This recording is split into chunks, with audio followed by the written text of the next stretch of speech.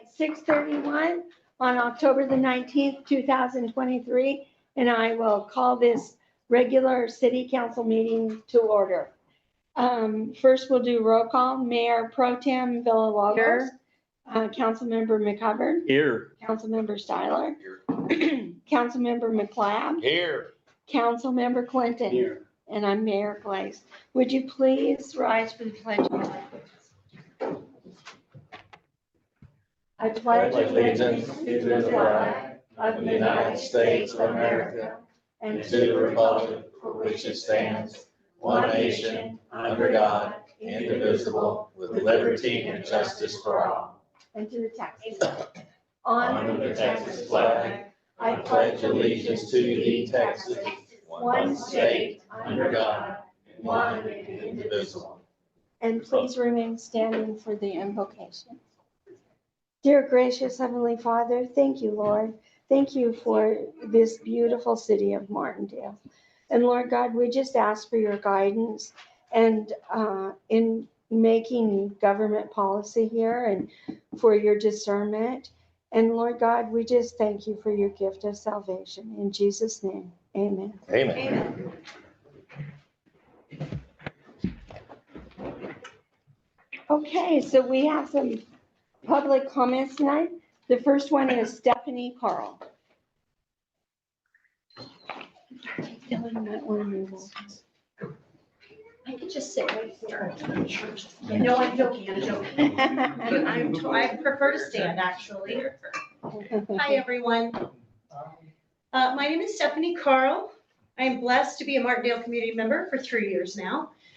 I'm speaking about the GLO project. You might have suspected. I'm not an affected property owner, but I'm a concerned community member, and I'm a lover of the river, the trees, democracy, and government transparency.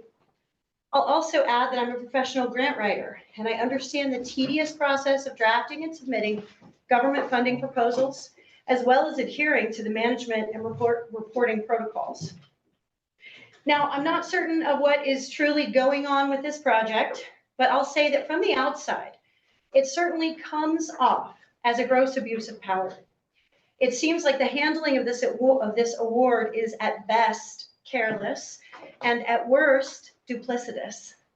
I am struck by the blatant lack of communication, one might even say omission of information, from both the engineering firm and the city council. It was implied at the last meeting that it was the citizens' fault that they did not know that this project was happening. I'd like to remind the city council that in this country, the government is supposed to work for the people, and you owe your citizens transparency. Here, here. The foundation of this sacred agreement is communication and honesty, friends. Here, here. This grant, of which the funds were earmarked to support low-income populations with flood and disaster relief, is benefiting some of the most valuable properties in Martindale. Here, here. And if you attended the last meeting, you are well aware of where each council member lives, as well as the former mayor who submitted the proposal and the current mayor who is backing it. As River Road is not that busy of a street, I have not yet figured out how this project benefits the low-income populations that supposedly suffer from the annoying yet not life-threatening puddles that accumulate during heavy rains. Here, here. Which brings me to another point. The firm originally had 3 potential project work plans on the table. At the July 19th, 2022 meeting, the council decided in less than an hour to choose the longest and most expensive plan that took the most land and irreplaceable heritage trees. I would like to know why you chose this option and why community input was not requested at that point in the process. And finally, has anyone conducted a study regarding the short and long-term effects of this project on the river? The engineer said it was like performing open heart surgery. So I wonder how 18 months of construction will affect the river. In the same vein, I would like to address an appalling statement from the last meeting. A statement that said, someone said that the trees along the river are more of a hazard than a help. Now, y'all, it's an undeniable fact that trees prevent erosion and contribute to the delicate river ecosystem in a number of ways and will for generations to come. It is alarming that a high elected official of a river town would say that the trees are more of a hazard than a help. Y'all, my question is simple. What is it you are protecting if it's not our river and our community? Serious question, please. Please find another way to get rid of the puddles in front of your houses, okay? One that the taxpayers and that the community can get behind, one that we all support, all right? We'll back that. We will back that. Thank you for your time and for your service, friends. Appreciate you. Good job. Okay, our next speaker is Mary Beth Harper. You can stay seated, Ms. Harper. We'll let you stay seated. Stand up. Don't give you a break, huh? Nice badge. Okay, this past Saturday, the library hosted an eclipse party. We handed out close to 200 eclipse glasses for free. And these were courtesy of the solar eclipse activities for libraries. And the editor of the San Marcos paper and also one of the photographers came and had a nice front page story. That one, and also over here showed all the activities that we had and things going on outside.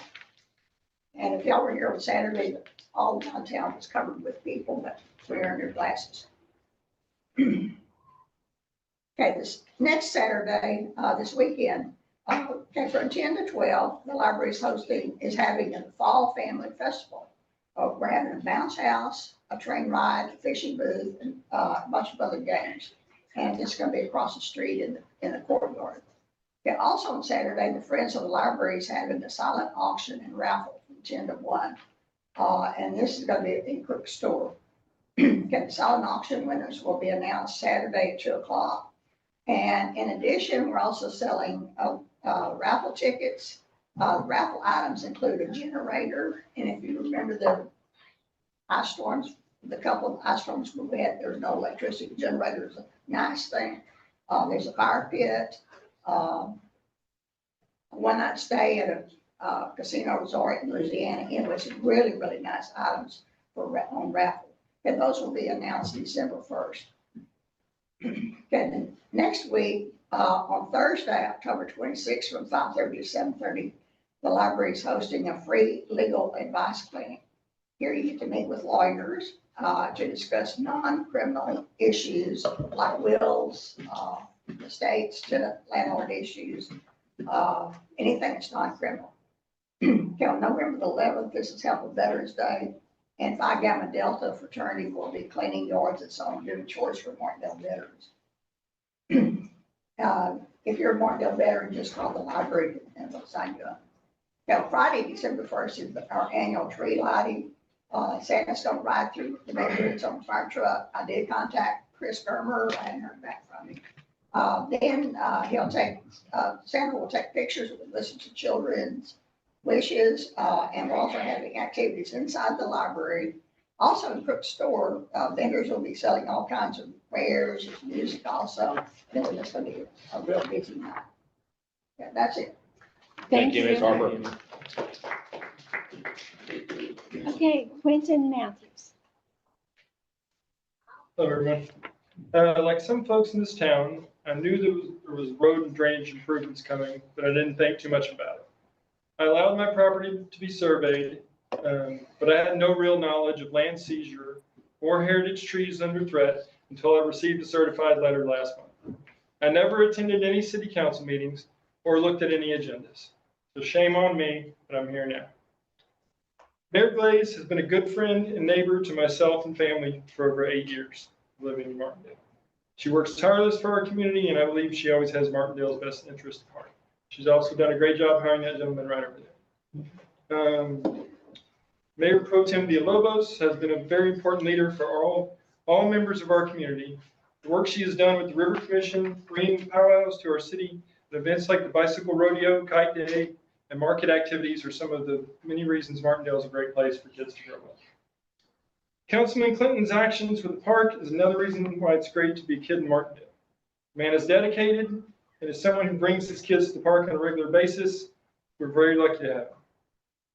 And speaking of parks, Mr. McLeod has been dedicated to them since he was elected to office. I say them because he was a large part of the city acquiring the land for the new park along the river. The man is extremely passionate for his love of the river, and his Can Ban initiative is an example to even much larger cities upstream. I'm getting to know Councilman Styler, and as the youngest member of the council, he seems to have genuine concerns for the future of our city. And then there's Matthew McGovern. Good luck. So I don't know anything about running a city. I don't know anything about grants or construction projects. And I would likely resort to advice from experts in those fields if I were in your shoes. But it seems to me the biggest problem with this project is the people who are involved in it who don't live in Martindale. The ones who will profit or pad their resumes before they move on. I suggest everyone watch the council meeting from July 19th, 2022. Mr. McLeod raises some great questions. Mr. Turk seems to paint the council into a corner to make a decision as soon as possible. He gives inaccurate and misleading information. His measurements of the right-of-way are far less than the current plan that was voted on, and at times his fear-mongering is even corrected by our city attorney. Mr. Turk pressured the council to vote on this project without providing any knowledge of the destruction of our heritage trees, and with Langford, he is said to make close to $1 million. He seems to want to be sure we spend every penny and chooses the most expensive and destructive option. I will close with some information from the archaeological study about the Creighton Sproul Cemetery. I'm happy to show you the yuccas that are involved in it. The cemetery is in jeopardy, and there are unmarked slaves' graves in that cemetery, and they are in jeopardy because of this project. You're there.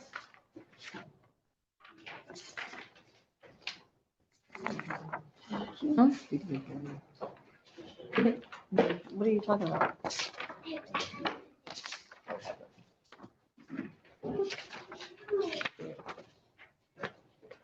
Thank you. Thank you.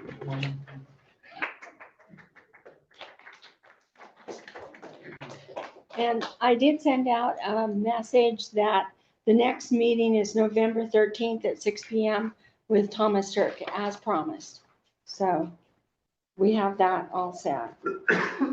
Okay, we're going to go on to the city administrator's report. One more. Mayor. Oh, I'm sorry, I forgot. Is on Zoom. Yeah, So we have Bonnie McCarroll on Zoom. Let me get them started up here. Could you put the names up on Zoom, Adrian, just see who's up on there?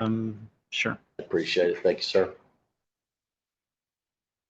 Yes, good afternoon. My name is, can you hear me? Yes, ma'am. Hi, good afternoon. My name is Bonnie McCarroll. My husband Tom and I own the property at 211 Northwest River Road, and we lived in Martindale for about 30 years at 209 West River Road. I want to talk today about a possible solution. I went back today and reviewed the council meetings on 7/19/2022.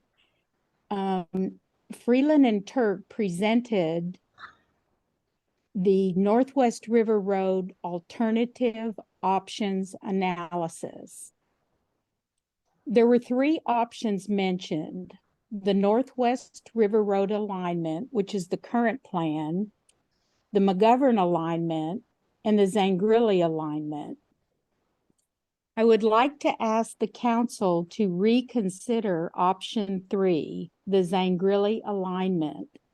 This option is the least costly, the least destructive, and requires less right-of-way acquisition and much less easement acquisition, and makes the most sense. It is approximately a quarter of the distance of option 1, the Northwest River Road alignment. It will fix pooling issues at the S-curve, which will in turn fix the area in front of the ravine. I would like to ask the council to reconsider and weigh the pros and cons with an open mind. Of course, the Zingrelli property owner should be approached first with a detailed analysis of how this would affect him, including, but not limited to, maps, drawings, would trees or other structures be lost, easements that would be needed, and the amount of compensation he would be offered based on current market value. Exactly where the culvert would enter the river and how that would be accomplished, so that he is armed with all the facts to make an informed decision. The engineer said in that meeting that after these culverts were put in on the Zingrelli alignment, you would not even know they are there. The grass will grow back in. So the effects could be very minimal on his land, depending on where the culvert is put and how he currently uses that part of his property. He should be approached by a skilled mediator who is neutral and can present all the facts in an unbiased way. In that same meeting, the attorney was asked by Mr. McLeod if option 3, the Zingrelli alignment, would increase the city's liability for flooding across the river, and he answered no. The engineer indicated that a permit would be required, however, offered no supporting data or evidence.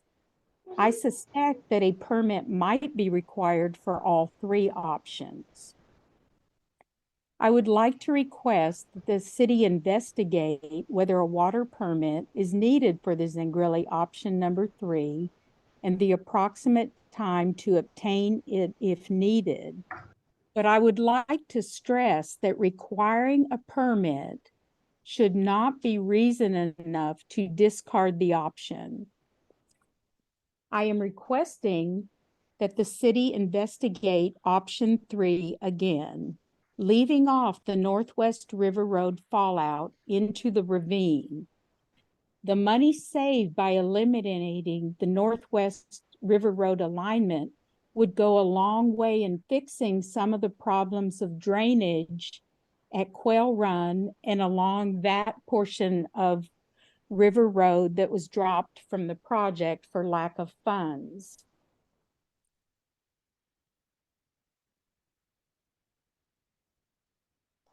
Thank you. All right, just a minute. I'm not finished. I just lost my place. At the time, the city council members made their decision on insufficient facts and information. There were no hydraulic studies, no environmental issues brought up, no concrete facts about the possible need for a permit to drain stormwater into the river for any of the 3 options, and virtually no information on the extensive right-of-ways and the destruction of private property and indiscriminate destruction of heritage trees all along this residential neighborhood road. There was one quick mention that right-of-ways may involve a couple of feet of property. There were no follow-up questions by city council members on this, and the engineer who could and should have jumped in at this point and revealed the full extent of all the right-of-way issues remained silent. If you are angry at us for asking all these questions, I would suggest that it should be directed at the people and entities who are supposed to be providing you with full disclosure and advice and are being paid good money to do so, and not at your constituents who are only trying to gain more information on this project and protect their property rights. I am becoming aware that some of you were not in office when some of these early decisions were made. I would ask that you familiarize yourself with this project and its full implications, consequences, oversight, and plan of action going forward. I continue to strongly believe that this project will not impact significant flooding and will only address a 10-year rainstorm event. I am only putting this other option out to you so that you might have a way to resolve this issue in a timely, beneficial way and avoid a lengthy investigation that could possibly jeopardize the entire project. I am asking that for the good of the city and its citizens, that you use your creativity, your goodwill, and your love for Martindale to come up with a solution that does not involve condemnation of property and the destruction of our beautiful trees and neighborhood. Your decisions can put Martindale back on the path of trust, mutual understanding, and respect. Now, if I may use my husband's time, I would like to speak briefly about how eminent domain hurts communities. May I proceed? It's about a minute and a half. Yes.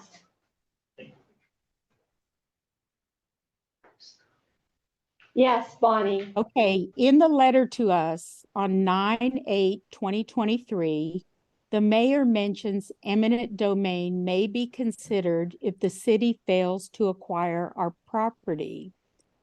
I would like to begin by describing how I think that exercising the authority of eminent domain and condemnation hurts communities. Aggressive use of eminent domain damages the social fabric of our community. Just the mere mention of it in the letter that the mayor sent has pitted neighbor against neighbor and created tremendous anguish and turmoil. Condemnation of property weakens social ties and trust with our city officials. Secure and stable property rights are critical and essential to developing strong, vibrant, and happy communities that support and trust their local governments. Protecting property rights is crucial to building good community ties and community development. By condemning these properties, all neighbors in our city will be open to this risk of someday losing their property against their will.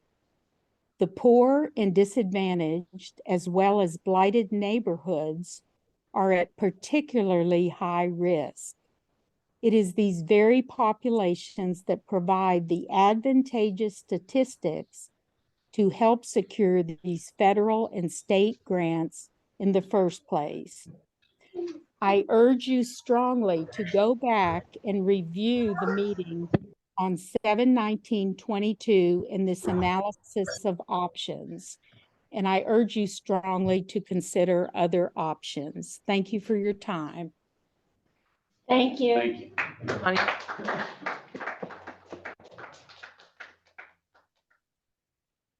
Okay, let's proceed with the administrator report. City administrator. Good evening, council. Most of this report is going to be done by our assistant and administrator, Adrian Forrest. But just as a way of background and introduction, Hays County submitted to the city a notice of a letter of map revision request for our review. And we looked at it. In order to fully have an engineer assess it, it was going to cost several $1,000. And given the timelines involved and the costs involved, I'm not sure if it makes sense to pursue that, but for further discussion on the topic, I'll pass it to Adrian. Hi, everyone. As Jared mentioned, the engineers who represent Hays County and FEMA has contacted the city in October 3rd on a LOMAR that has been submitted in the area. It's really where Highway 110 is, where it is currently built and where it's extending towards I-35. I would like to explain the process for those who haven't really dealt with a LOMAR. a LOMAR is really when you're trying to redo or readjust the maps because of some kind of development that you intend or will do or have done. These studies are very detailed and are primarily composed of hydrologic and hydraulic studies that usually it takes a pretty large engineering firm to do. You might ask yourself, when would you need a LOMAR? It's if there's any physical changes in the terrain, and maybe there's a mudslide that in North Carolina that required that to change the geography of the area, and therefore a LOMAR needs to be done. Or if you're trying to reduce your insurance rates, or if you intend to do a large development of 1,000 acres, plowing out that whole area may require a LOMAR. It's a pre-impact study, if you will, for most cases. So is there any questions about when a LOMAR is needed? No. So in this case, we're looking at a highway being built. A lot of cut and fill is being done, and that highway you might notice is a little bit taller than the rest of the level ground, and so Hays County needs to do a LOMAR to continue the project. Are they gonna potentially address future development in that area? Because they were gonna do that, huh? It will help guide that conversation, but that's not part of why they're completing this out. Strictly for the roads. Correct. So they're building a road, they're Right. changing the way the water is gonna flow Correct. by building the road, and they have to do a study for that purpose. Exactly. And what the effect is downstream to us. But future development, like a smart terminal, would affect that also. And they would have to do one as well. They would do a LOMAR. That could be interconnected with that 110, because it's gonna channel the water, common sense. Very well could be.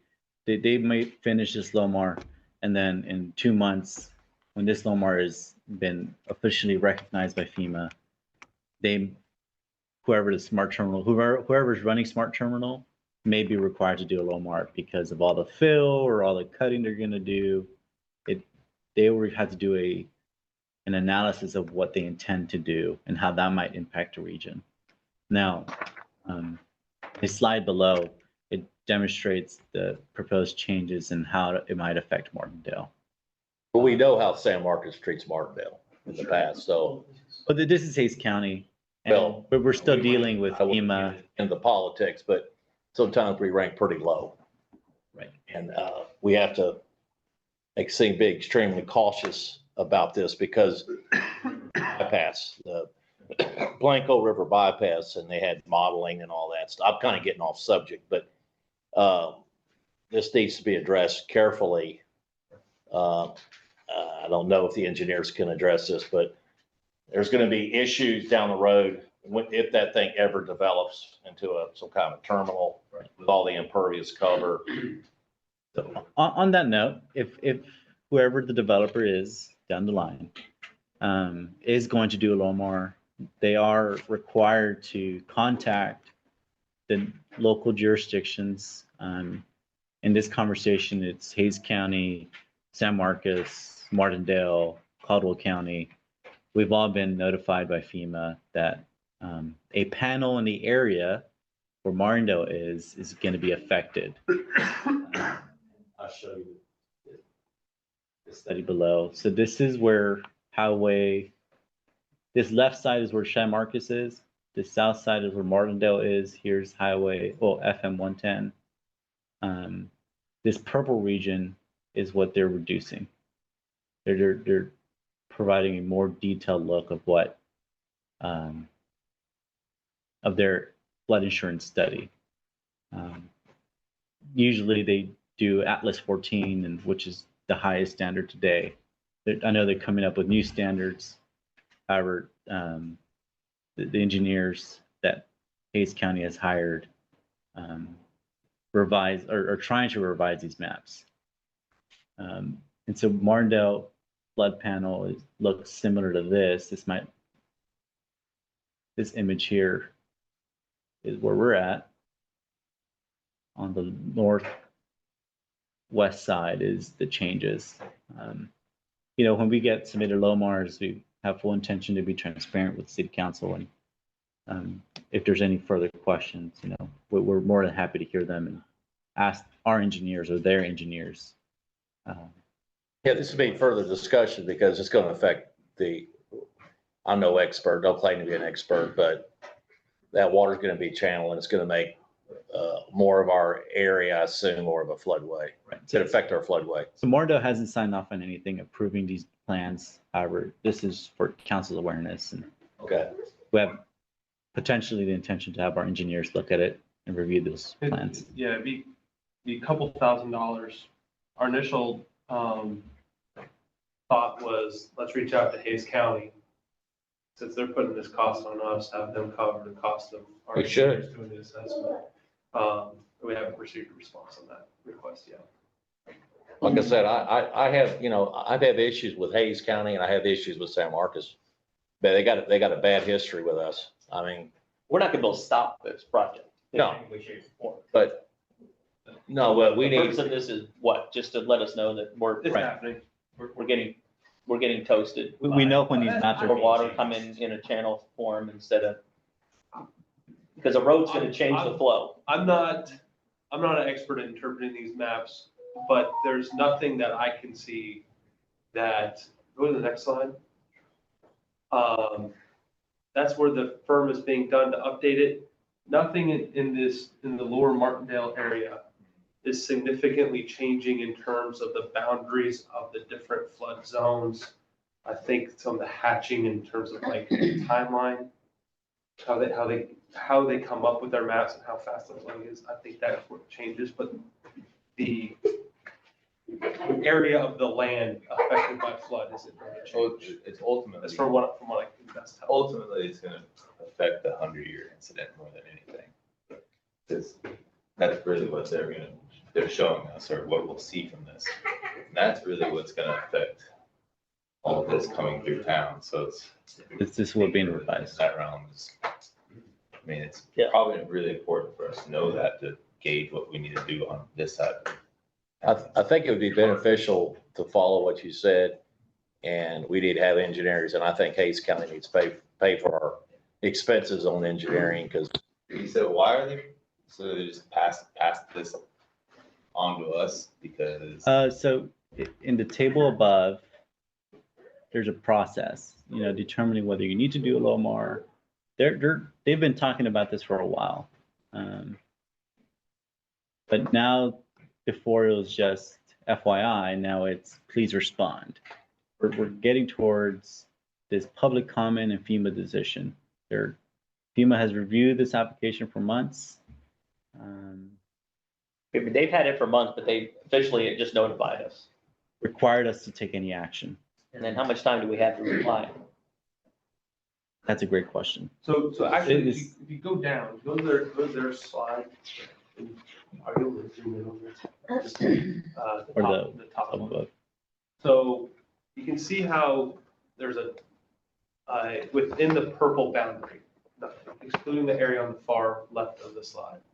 Within the purple boundary, you can see the lighter orange and then the darker orange. Yeah. I think what's happening here is actually their 500-year floodplain is being reduced to some degree. And some of their 100-year boundary is maybe changing just slightly. So it's not going to have a substantial impact to Martindale from what I would imagine, except for in those type of 500-year storms. Oh, yeah. we just had one in 15, 2 of them. I had a question, though. It looks like from that map that Highway 80 potentially has an effect as well, because if you look on the north side of the widening part there where it meets 110, you see that it has backed up water itself. So they did put some drainage in there when they widened it all along there, but why isn't Highway 80 itself included with this LOMAR? Because that's going to have a potential effect, I think, more so than 110, because 110 almost runs north-south. 80 is blocking the water back. And so I have more concerns about that. Wait, Two. I'm really bad with maps. Where's 80? It's right there in the In the middle. middle, right? On Right there in the middle, and it Okay. shows that it's backing the water up Yeah. above there. And so I potentially think that that should have been included in the Lomar study itself. That might, that's likely outside the area of their study. Their study is focused on 110 impacts. I was maybe having already been built. Yeah. Yeah. So the best outcome for us at this point is for having Hayes County pay for our engineering service. See what, That's more of like a double check. You know, from what we can see, it doesn't appear to have substantial downstream impacts. But in order for an engineer to do the work, we're probably somewhere in the order of $2,000 to $3,000. If those sorts of drips and drabs early in the fiscal year has me concerned. So we're trying to see if they'll pay for that analysis on our end. well, they should. They should. I mean, they should, really. I If mean, they're be, inconveniencing us, they want us to approve it or sign off on it or agree to it. because I mean, I, $2,000 to $3,000 for a county that size with a budget that because size. once you guys were involved with that Blanco River bypass several years ago, that was Just before my time. That was before your time, and that thing was total BS. And they had engineers in there, and we went down there and basically said, the guy said, well, we're gonna do modeling, and it's not gonna affect the level in Martindale, maybe an inch or two. And I asked the question. I said, has this modeling ever been studied in the real world? And they said no. So I have a little distrust. I'm not saying, I think we need to really cover our tracks, and it needs to be engineered. I think we need to spend the money, and they need to pay us for it. I'll leave it at that. Okay, well, I just want to mention that I think like if this is going on, Caldwell County is also listed on there. I don't see why we don't have a discussion with Hoppy or with Ed and talk to our county commissioners and our county judge to get a independent study based on us. You know, yeah, I can understand you wanting to ask for Hayes County, but they might say, hey, we're going to use our people. I think that we as a community and as, you know, members of Caldwell County, that we would want to involve our county judge and our county commissioner. I think it's hard, because it's gonna affect more than just us, it's gonna be more downriver, more Caldwell County, so. Yeah, So so, Caldwell County's going to have to sign up on this as well, then, right? yes. they're included in the distribution. There's a major runoff to the river. Just a moment, please. So, Mayor Blaze, what it does, if they're able to reduce what is in their floodway or floodplain, changes what they can build in terms of impervious cover. So it doesn't directly affect what happens here. What it does, it allows more runoff that would to happen here. So it's not really changing the channel as such. It's allowing them to, in places in here. So if it's in the 100-year floodplain now and it becomes, 500-year floodplain, that changes what they can build as far as impervious cover. But it also depends how we read these maps. It's how there's that highlighted orange and this slightly lighter orange. I can't really tell you whether it's that significant, how much square footage is really being reduced. We'll just have to wait, and because this is just a visual for us to understand it as best as we can, but there's a series of data points. I don't know how the rest of the council feels, but I think we need to have our own, have an engineering for us, not for the Caldwell County or anybody else. I want us to have our engineering that represent us and make sure that we are covered for, because we're going to have future development. We all know that. What we do now is going to be, it's going to be impacted for years to come. So I think it'd be good money spent to go forward. I'll leave it at that. There's a big chunk of Caldwell County that needs to be protected. Because I agree with Sonia, but you need help county. This is a good idea. Folks, not to look at that. Also, there's a big major tributary to the Summers River just west of Louisiana. Yeah. Well, if there's any other questions or comments, you could ask me now or send me an email. Thank you, sir. Thank you. Okay, is our chief back there? Over here. Oh, there he is. Snuck up on us there. Ready for. Magician. That's how you capture the speeders.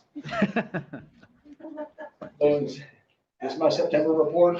So in September, we wrote 180 citations, had 180 contacts, 125 tickets, and 55 warnings.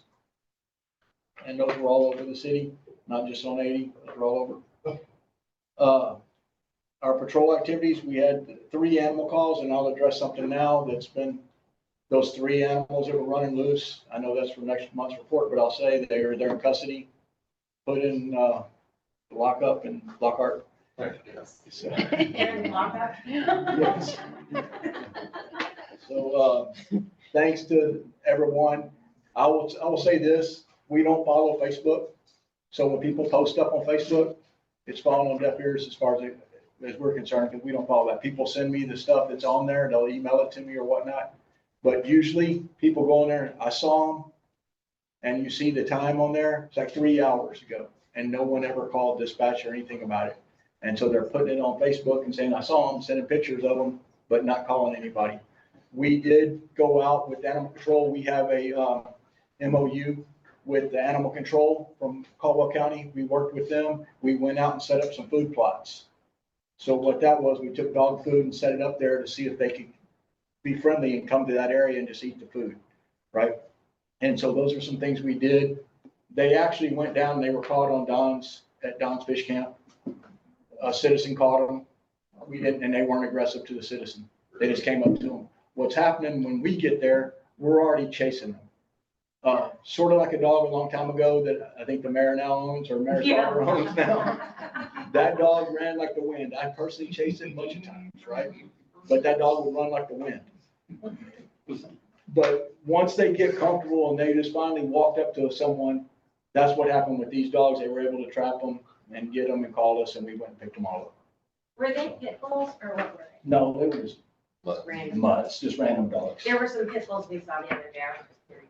Yes, someone sent me that on my email as well. Someone posted a picture of it or something. But just so you know, we don't respond to calls off of social media. So please call the sheriff's office, call the non-emergency number at the sheriff's office, and we will respond. I see people send me this stuff all the time from social media. We don't respond to that. I don't even pay attention to it, to tell you the truth. So I don't respond to social media. I think, I just want to add on that. So the dogs killed one of my chickens. Yes, ma'am. I know that we did post it, but we did also call You call me. the officers were called, animal control is called. And I think like if it's on Facebook, it's just for like more of to let our neighbors know like what's going on in the community as well. So. Yeah, like one, and I'm saying you, Yeah. because I know we communicated during that time. There was someone else I posted, I saw him on Quail Run like 3 hours ago. That's not doing us any good whatsoever. We can't go hunt out from 3 hours ago. So that's what I say. I appreciate the calls and when they call in right away and so forth, and we can get there and try to do what we can. Like I say, we set up food plots and we try to do a bunch of things that we weren't publishing out to everybody that that's what we were doing, but we were trying to get them to come to a food area, plus keep them away from your animal. Yeah. You know, we're setting out food for them and made them comfortable because we found where they were bedding down. So if we set up a food plot there where they were bedding down, then we thought we'd get them to come in and be happy when they see us bringing more food. But it just And didn't then, work out. Chief, have you seen a lot more loose dogs in town and like running around? I'm starting to see like more, like we had another one that was running today that was a brown dog, but did have a red collar. That was Kim Ross's dog. Huh? Kim Ross's dog, Oh. that German Shepherd. Yes. No, this was a total all brown one. And So from this point forward, like I said about some of the park rules and stuff, we're doing zero tolerance on them. So if your dog's out running loose or your animal's out running loose, zero tolerance, you're gonna get a citation. We're gonna start picking them up and taking them to Lockhart and then having Lockhart, when you go pick them up, if it's your personal dog and it's loose, we're gonna lock it up in the facility. And then when you come there to get it, they're gonna call us and we're gonna go write a citation as well as you paying the fees to get it out of the facility. So you're gonna get a citation as well. So that's what we're gonna do from this point forward. We have seen a lot more dogs. I think people are using Martindale. I don't say Martindale in particular, they probably take them over on Skull Road, or somewhere, and dump their dogs, and then they find their way here, because there's plenty Yeah. of food and stuff here. Question, so if it has a collar with a tag and a name and number, you won't call the owner? We're just gonna take them straight to the facility. That sounds Why friendly. is that? That's friendly. Why is that? Because, well, not all the time do their tags have that on there, has a vet and everything. If they- No, she asked if they did. have Yeah, if they tags. have like the name and the number of. Well, because we would probably have to sit around and babysit this dog. You don't have time for that, do you? Until somewhere, that's a facility over there that can lock it up. and Yeah, put it you'd in rather the facility. spend 30 minutes to drive it down to Lockhart. In the section. Okay, that's understandable. What about the naked man? I have to ask you that question. You know, everybody's asking about it. I hate to do it to you. Reckless day. Don't wreck his day. Don't wreck his No, day. Yeah, so he passed through, he was from a different city. He was passing through and in a mental crisis.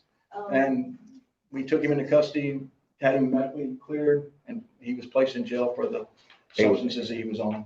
Okay, I hate to ask you that, but people have been asking me that for the last week. So, Our patrol had 7 city ordinance contacts. We did 59 parks checks, 36 calls for service. We wrote 4 incident reports. We assisted county and DPS and fire 10 times. 13 motorist and public assist, 6 traffic control. Talked about traffic control yesterday. There was 18-wheeler flipped over at 142 and 80. It took a long time to get that to clear it up, but so we did that. That was probably hot on everyone's mind. Was that yesterday? Yes, sir. What was that? It was just a gravel truck that flipped over. Oh, man, yeah, that was bad. It blocked up the road for a long time, so. Yeah. And then, we wrote 2 crash reports last month and then 4 offense reports. Where was that gravel truck on 142? Was it coming from the gravel and dirt that they're clearing at the peaker plant there? No, it's turning left, Oh, okay. going on. It was right there in front of the apartment. Yes. probably going too fast, you think? He said he had a bad tire. I will say that we had the burglaries, in the park a couple of months ago. We identified those persons and we're working on that. Yay. Good job, chief. Code enforcement, the code enforcement report. I think y'all have these, I'm not sure, but, Yeah, we do. we did, 3 unauthorized checks for unauthorized buildings / permits. We went and checked for those. We did 3 locations. We're identifying dilapidated homes. There was 5 of those. We're identifying and making contacts with those folks. 2 reports based on those. We put out 3 hanger notices for yards and so forth, grass and just other violations right now. And identify RVs for habitation with the new ordinance. There was 10 of those that we spoke to and put out the notices for, just little tags that said, hey, this is the new ordinance and so forth. Warnings. But not really a warning. It was just a notice of making people aware of the new ordinance. We haven't written any warnings or anything for that. We just contacted 10 people. What is the new ordinance? What is the new ordinance? You basically can't live in an RV on your property. On your own property? Correct. Even if there's a home on the property, is it just does it matter if there's a dwelling You or cannot- You can't live in it. cannot live in an RV on your own property? Correct. We can forward you that ordinance if you like. Yeah. I mean, just get in contact with me after the meeting. Now, that's different than if you're just staying in it a weekend. Yes. You know, if your sister comes to visit. Yeah, we're- Habitation. But are you allowed to have it hooked up? You need to read the ordinance. Yeah. You need to read the ordinance. I need to read the ordinance. Yeah, there's a I'll just lot of read the variables. ordinance. Yeah, there's a lot of variables to that. I'll just read it. Yeah, I got it. I'll do it. Thanks, chief. Thank you, Chief. Good job. We Thank you very appreciate it. much. Thank you, sir. I hate to do that to him, but man, everybody's gonna ask him about that.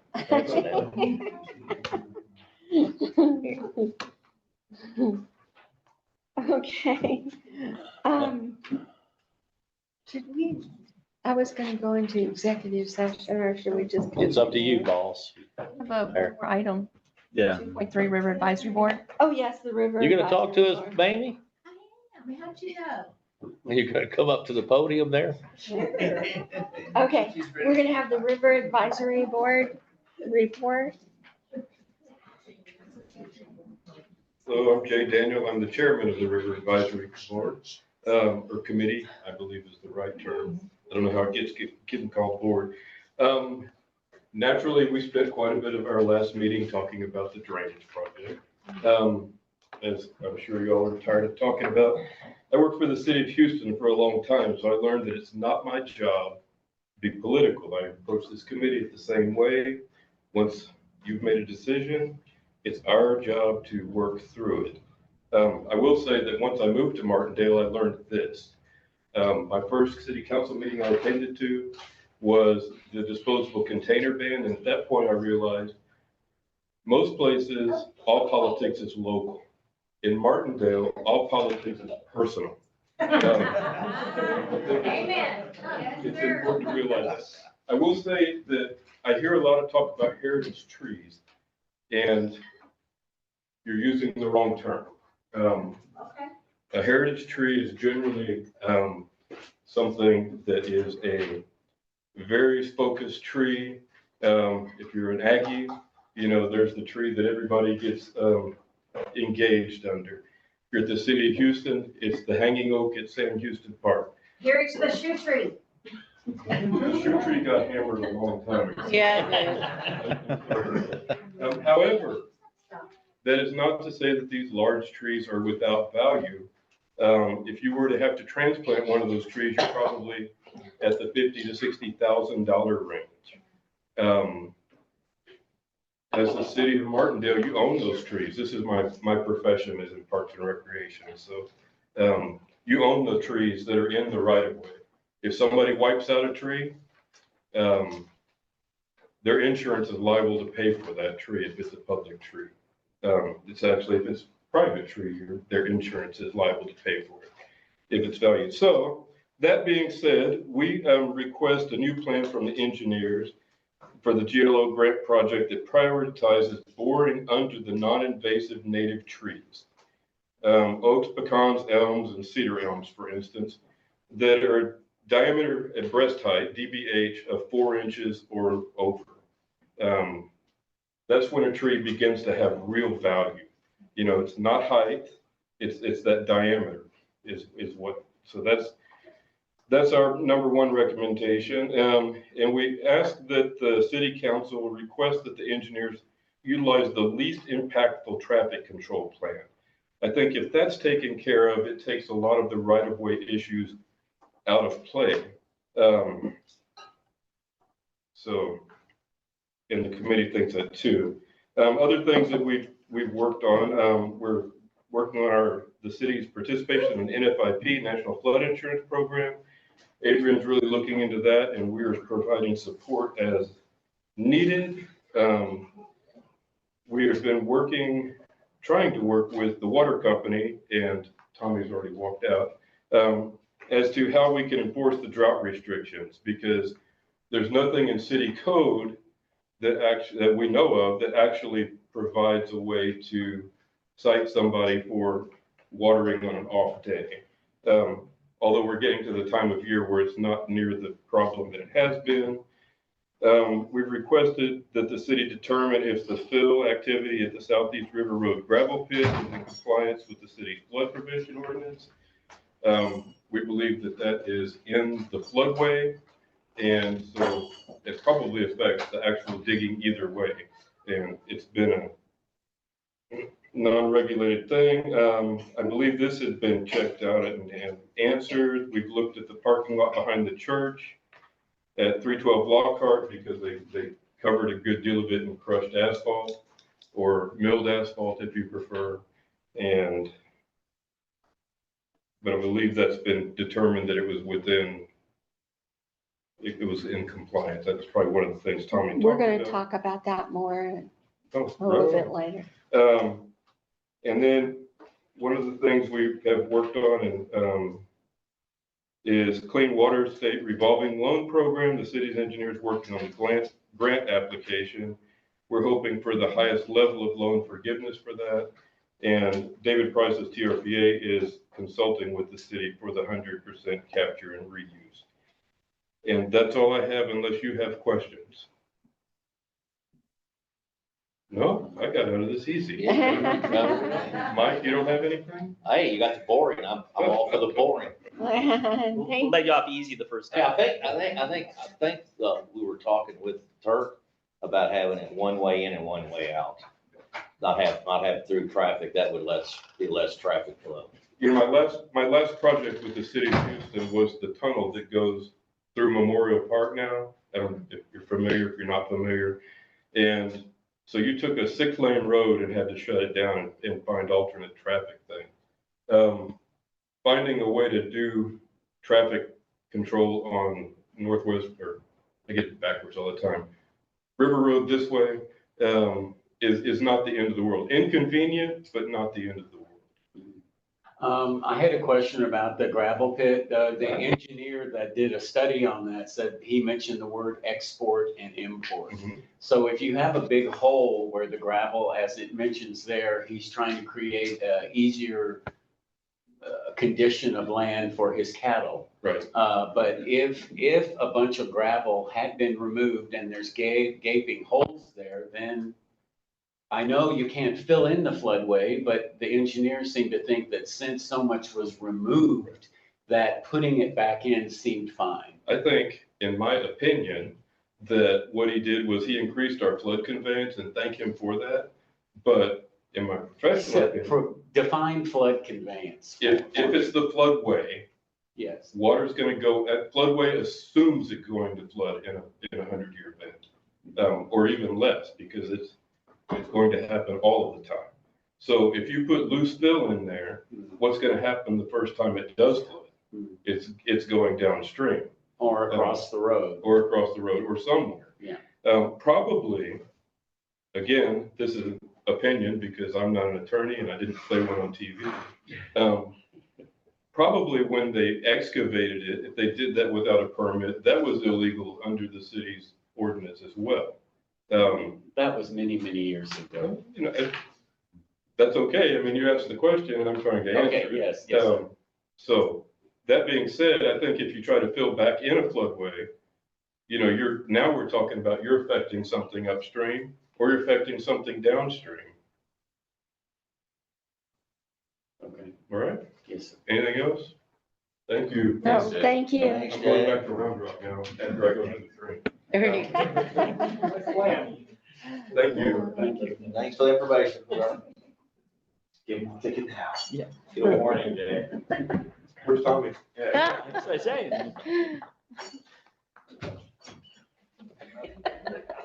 Humor.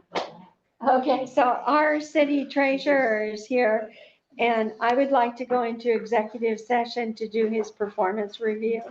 So that he doesn't have to stay, so that we'll come back to those. Oh. So he doesn't have to stay all night. Okay, thank you. So if we could do that, I don't think it's gonna take us very long at all.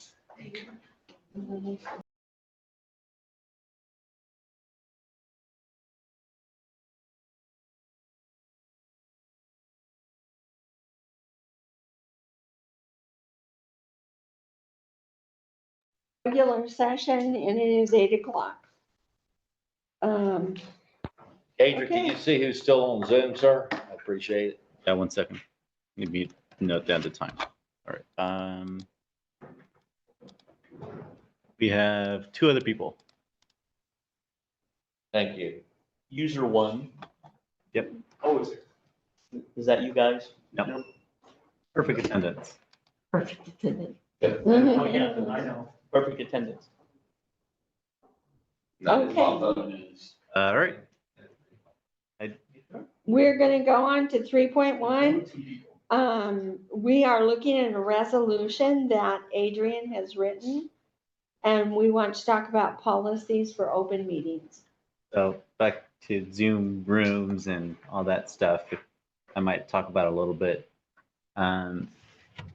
This has been a common reoccurring dilemma that I face. And so this is just a first draft. If you council feels is appropriate, then hopefully we can move forward with this. If not, then we don't have to accept these policies. Back in late 2020, we experienced a Zoom raid where someone was yelling obscenities and saying all crazy stuff because we didn't have any Zoom filters, allowing people to unmute themselves, to write on the whiteboard on Zoom. Now every meeting before the meeting starts, I make sure that a lot of those features are turned off and making sure that nobody interrupts the meeting with anything inappropriate or just speaking over city council. Only time that I leave it unmuted is when someone within staff or city council is participating online or remotely because they couldn't make it tonight. What often happens, especially in very topics of high interest to the public, for instance, a very serious planning and zoning decision might be considered a one night. People are flooding the conversation in the chat box or Zoom, and those comments are recorded, and often people are asking to be unmuted. That makes it very difficult when to unmute someone, or there's no standard that we've set where someone may speak to the council with our speaker here. All I'm really asking is that if you would like to participate and you're a member of the public, that reserve those speaking periods during the public comment session at the beginning of the meeting, and that we, the city, won't recognize any interruptions or pleas for interjecting the conversation via Zoom. Inevitably, it's going to happen in person, but at least it gives me one less thing to worry about during the meetings. The rules that are applied, that are laid out here, would also apply to in-person meetings. One of the things that we did through the redrafting of this was trying to clarify public hearings versus workshops, regular scheduled meetings, and specially called meetings. The city council, the mayor as the chair, has the ability to recognize people to speak. We follow a fairly informal process, which suits us just fine. But one of the things that gets difficult in a Zoom context, as Adrian is saying, is in a workshop setting. It's intended for council to deliberate amongst themselves on a technical issue with the advice of an expert or staff member. Having the input coming in from public, and there's almost become almost a creation of an expectation that in a workshop setting, the public gets to interact freely in the conversation. And so the statutes governing open meetings acts and the conduct of meetings of local governments anticipates and suggests that local governments establish certain rules to cover public participation in the meeting. And so this resolution does that. This would establish those rules regarding, if you want to scroll down to where those rules are, establishes those rules for public meetings. The big distinction is that live chats on Zoom are not going to be part of the record unless it's a public hearing. The public's not going to participate as Zoom participants or speakers unless they're scheduled in advance and recognized in advance. With the exception of a public hearing we're allowing that to take place. However, there's a pre-registration order to participate in Zoom. That way we can vet those participants. And then establishing a single dedicated public comment period. We already provide that now in our meeting agendas. Our intention is to stick to that, subject to the chair, or what the rules are set out in a public meeting notice. The rules are pretty descriptive, but leave some ability to fluctuate based off of the nature of the meeting. So as an example of that, section 4.2, during the public comment period, members have the option to speak up to 3 minutes each. The duration of the period will be subject to the limitations provided for the public notification of the meeting.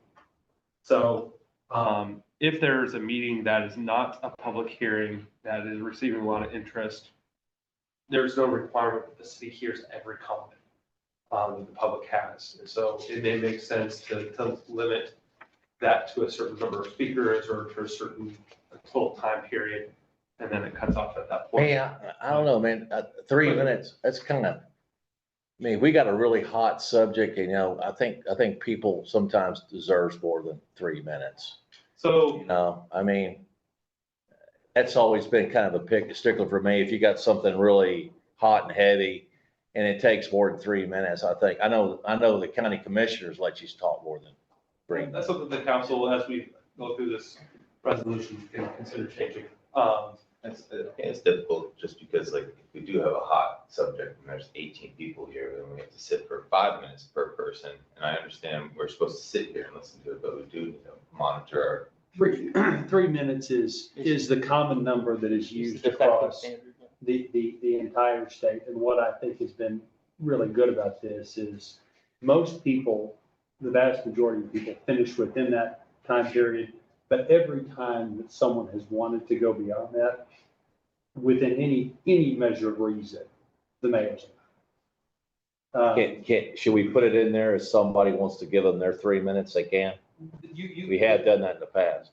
Yes, but the reason it's important to set the rule is because if you don't set the outer limits, then you have no standard, and then it can be claimed that you are violating someone's right to participate in a public meeting if you cut people off at different intervals. And I mean, if someone wants to go 5 minutes and someone wants to go 7 minutes, then the person going 7 minutes can conceivably say, well, you don't have, why was that okay? And then you find yourself running afoul of the Open Meetings Act. So you've got to set that outer limit so that there is a standard, and then there's discretion to allow people to go beyond it. And then I think about like giving your time, like if it was a hot subject and I wanted to bring my 10 cousins and all of them sign up, but all of them gave their time to me just for me to keep repeating the same thing again and again and again. If I wanted to do so, that would be my choice, because that's the standard that we're setting. That's a decorum that we're setting as a city council here. So if we're gonna allow to give time to everybody, if whoever wants to bring however many family members they have and give them their time, then that's what the standard we're setting. And honestly, if that ever happened, I mean, in the over 6 years I've been here, or for any other city I've represented, the most I've seen is 2 or 3 people put their time together. So, I mean, we can come up with a list of absurd scenarios. But most people abide with 3 minutes and respect it, and it works out well.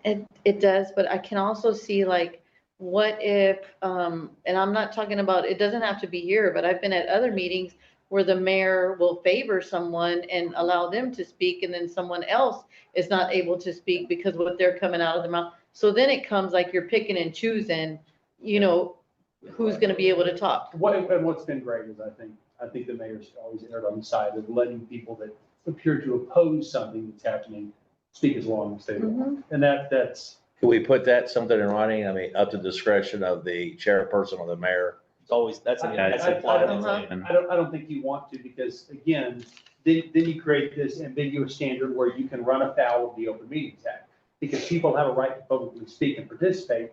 And if you set a bright line rule and then completely negate it, so someone can then say, well, why don't I get discretion? You're going to find yourself, without setting this limit, in passing something that can get you in the crosshairs of an Open Meetings Act violation, and you don't want to do that. Can I speak on this? Because I have more experience being out there, you know, walking in. And I'll be honest with you, if you guys as a council, we're as a council are making a decision on something on a one-day event. So something comes back and we're approving something the first reading, I think is the phrase you used before. If I'm in the public and I'm coming in, I can only speak before a presentation was even made. So then the public does not get an opportunity to refute or provide other insight as to what was made by the person, the expert in this case, whatever the case may be, who's giving the presentation. That was my biggest frustration I had. In a couple cases, the mayor gave me an opportunity to speak after. I specifically asked her, I would like to speak after the presentation. And then they'd want to correct me if I said something out of turn, then the expert corrected me. But I had specific questions that were not addressed. When you only do it at the beginning of the meeting, you're doing a first read, which is basically something comes up, we vote on it the first time it's ever presented in front of council.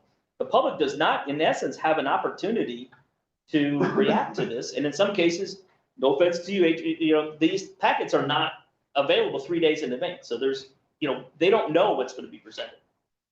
That's my biggest concern. I want the public to be able to speak after someone made a presentation if they decide to come, or it's got to be a second reading so that the next week or the next meeting, then they can speak before a vote is made. And that is pretty much the standard. That's what San Marcos is doing, is they get that opportunity. So a presentation is done. Well, that's why they do it, because otherwise, they got to have an opportunity to listen to the expert and go, that doesn't sound right. I want to research that. You know what I mean? They want to research it. They go and figure out, like, wait, I don't, there's something not right about that. And then they can do the research. And they can come back and make comments to the council before we make a decision. That we're only not just hearing the expert. We're listening to everyone in the public's input as to what they think of that presentation.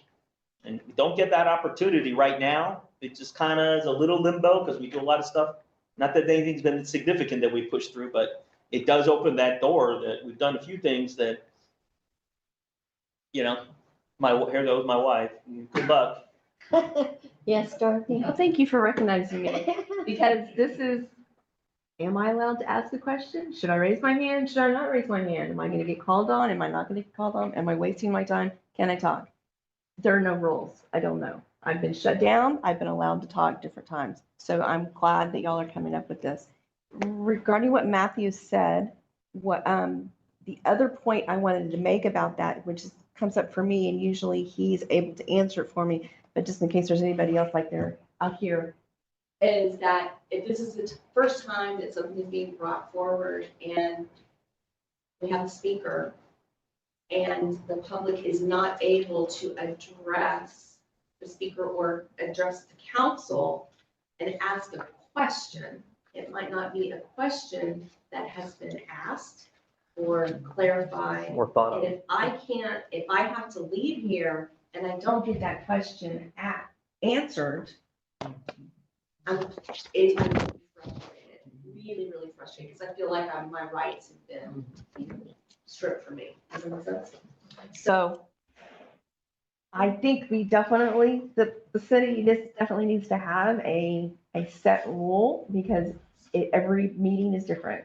And I think, like, with our meetings, because we're smaller and we're a community, like, I've always been at meetings where whenever a city council meeting is going, the time that the public was able to talk was during public comments. Other than that, we didn't call on them, while the meeting was going on, but I see it happening, like a lot. So also I am confused. Can they talk? Can they not talk? Like, what are we doing?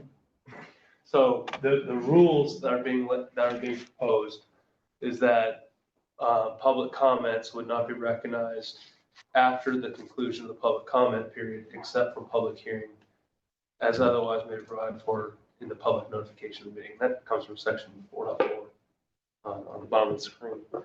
So public hearings are a little different. So public hearings are often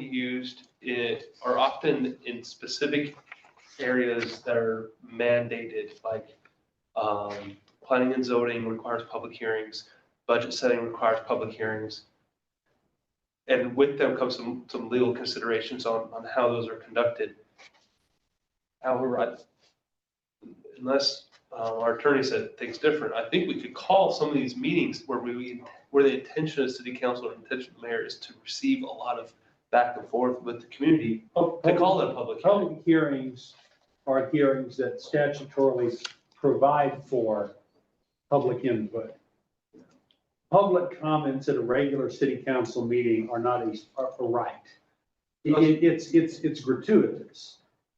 Public comments at a meeting like this only exist by the goodwill of the council saying, we will give you a chance to talk. And generally speaking, you can come into a meeting like this and if you want to talk about Santa Claus or the Easter Bunny, you can, because this is a public forum that has been created. And so you do your best to not discriminate. Again, the biggest constraints on discrimination are if you have speakers that are treated differently. That's why the time constraints are so important. I don't see any pitfalls with the other provisions, but it comes down to a pure matter of preference. But understand that when you're dealing with public hearings, the standard needs to be, and I think in this draft resolution, is more liberal than at a regular meeting. Could the city council or mayor call a public hearing to discuss issues other than those that are statutorily required for public hearings? So could we hold, say, a public hearing on a grant proposal where we're trying to elicit community feedback, or would that be done under the guise of some other type of open meeting? If you call a public hearing, in other words, if the purpose of the meeting is to solicit and receive public input, then what you have effectively done is created this First Amendment space where people have the right to speak. Like I said tonight, if we didn't create a public comment section, no one has the right to come in here and speak. And if the city wanted to drop the hammer and someone said, I want to talk, and say, no, you're not allowed to, this isn't time for it, and they keep doing it, they can be thrown from the meeting. The alternative is, if you create a space for public comments or a public hearing, then you have to preserve and protect someone's First Amendment rights in that place. If it's statutorily driven, like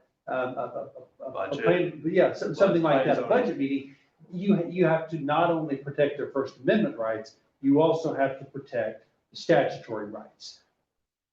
So when a public hearing be feasible, like a plan and zoning, workshop? That's statutorily driven. So you have dual considerations, the First Amendment of the US Constitution and Texas statute. If it's for, I don't know, if you want to have let's use Northwest River Road. Yeah, there's a public hearing on Northwest River Road. You then only have First Amendment considerations, because nothing under Texas law requires or provides for that. But you must, in that place, make sure that you don't discriminate against someone's right to speak at this publicly created First Amendment place. And we couldn't set a timer on that either. You can, yes, absolutely. Okay. Absolutely. You can always set a time limit. You've just got to treat people the same. Yeah, public hearings often, you can't set a time. You can set for individual speech, but you can't set a time of, we're only going to consider public comments for the first 30 minutes. I see. Okay. If people want to line up from here to the post office and talk for 7 hours, then they get to.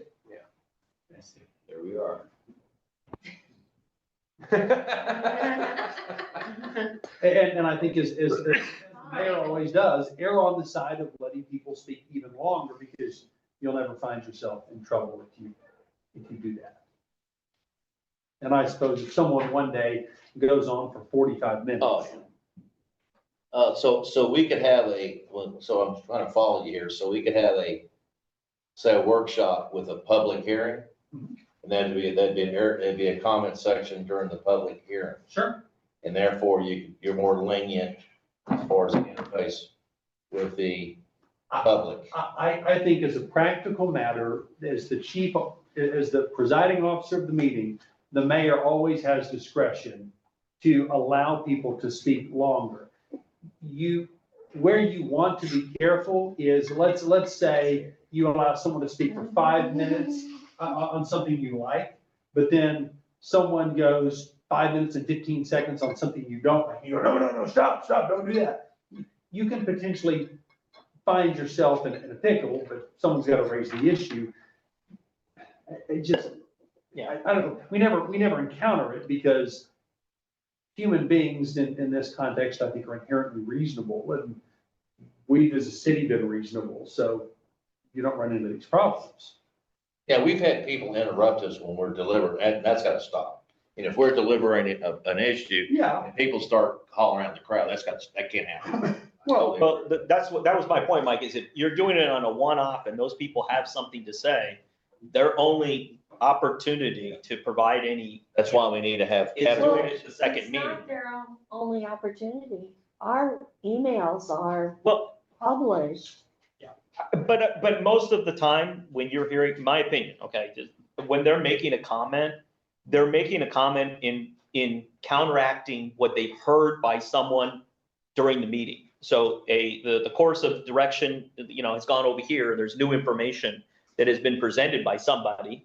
And they're basically saying, no, I don't agree, that's not correct, or I have a different idea on this. And they don't have, statutorily, they don't have a way to say it. And I know who you're talking about, they're just mouthing it, and they're just saying it out of turn, if you will.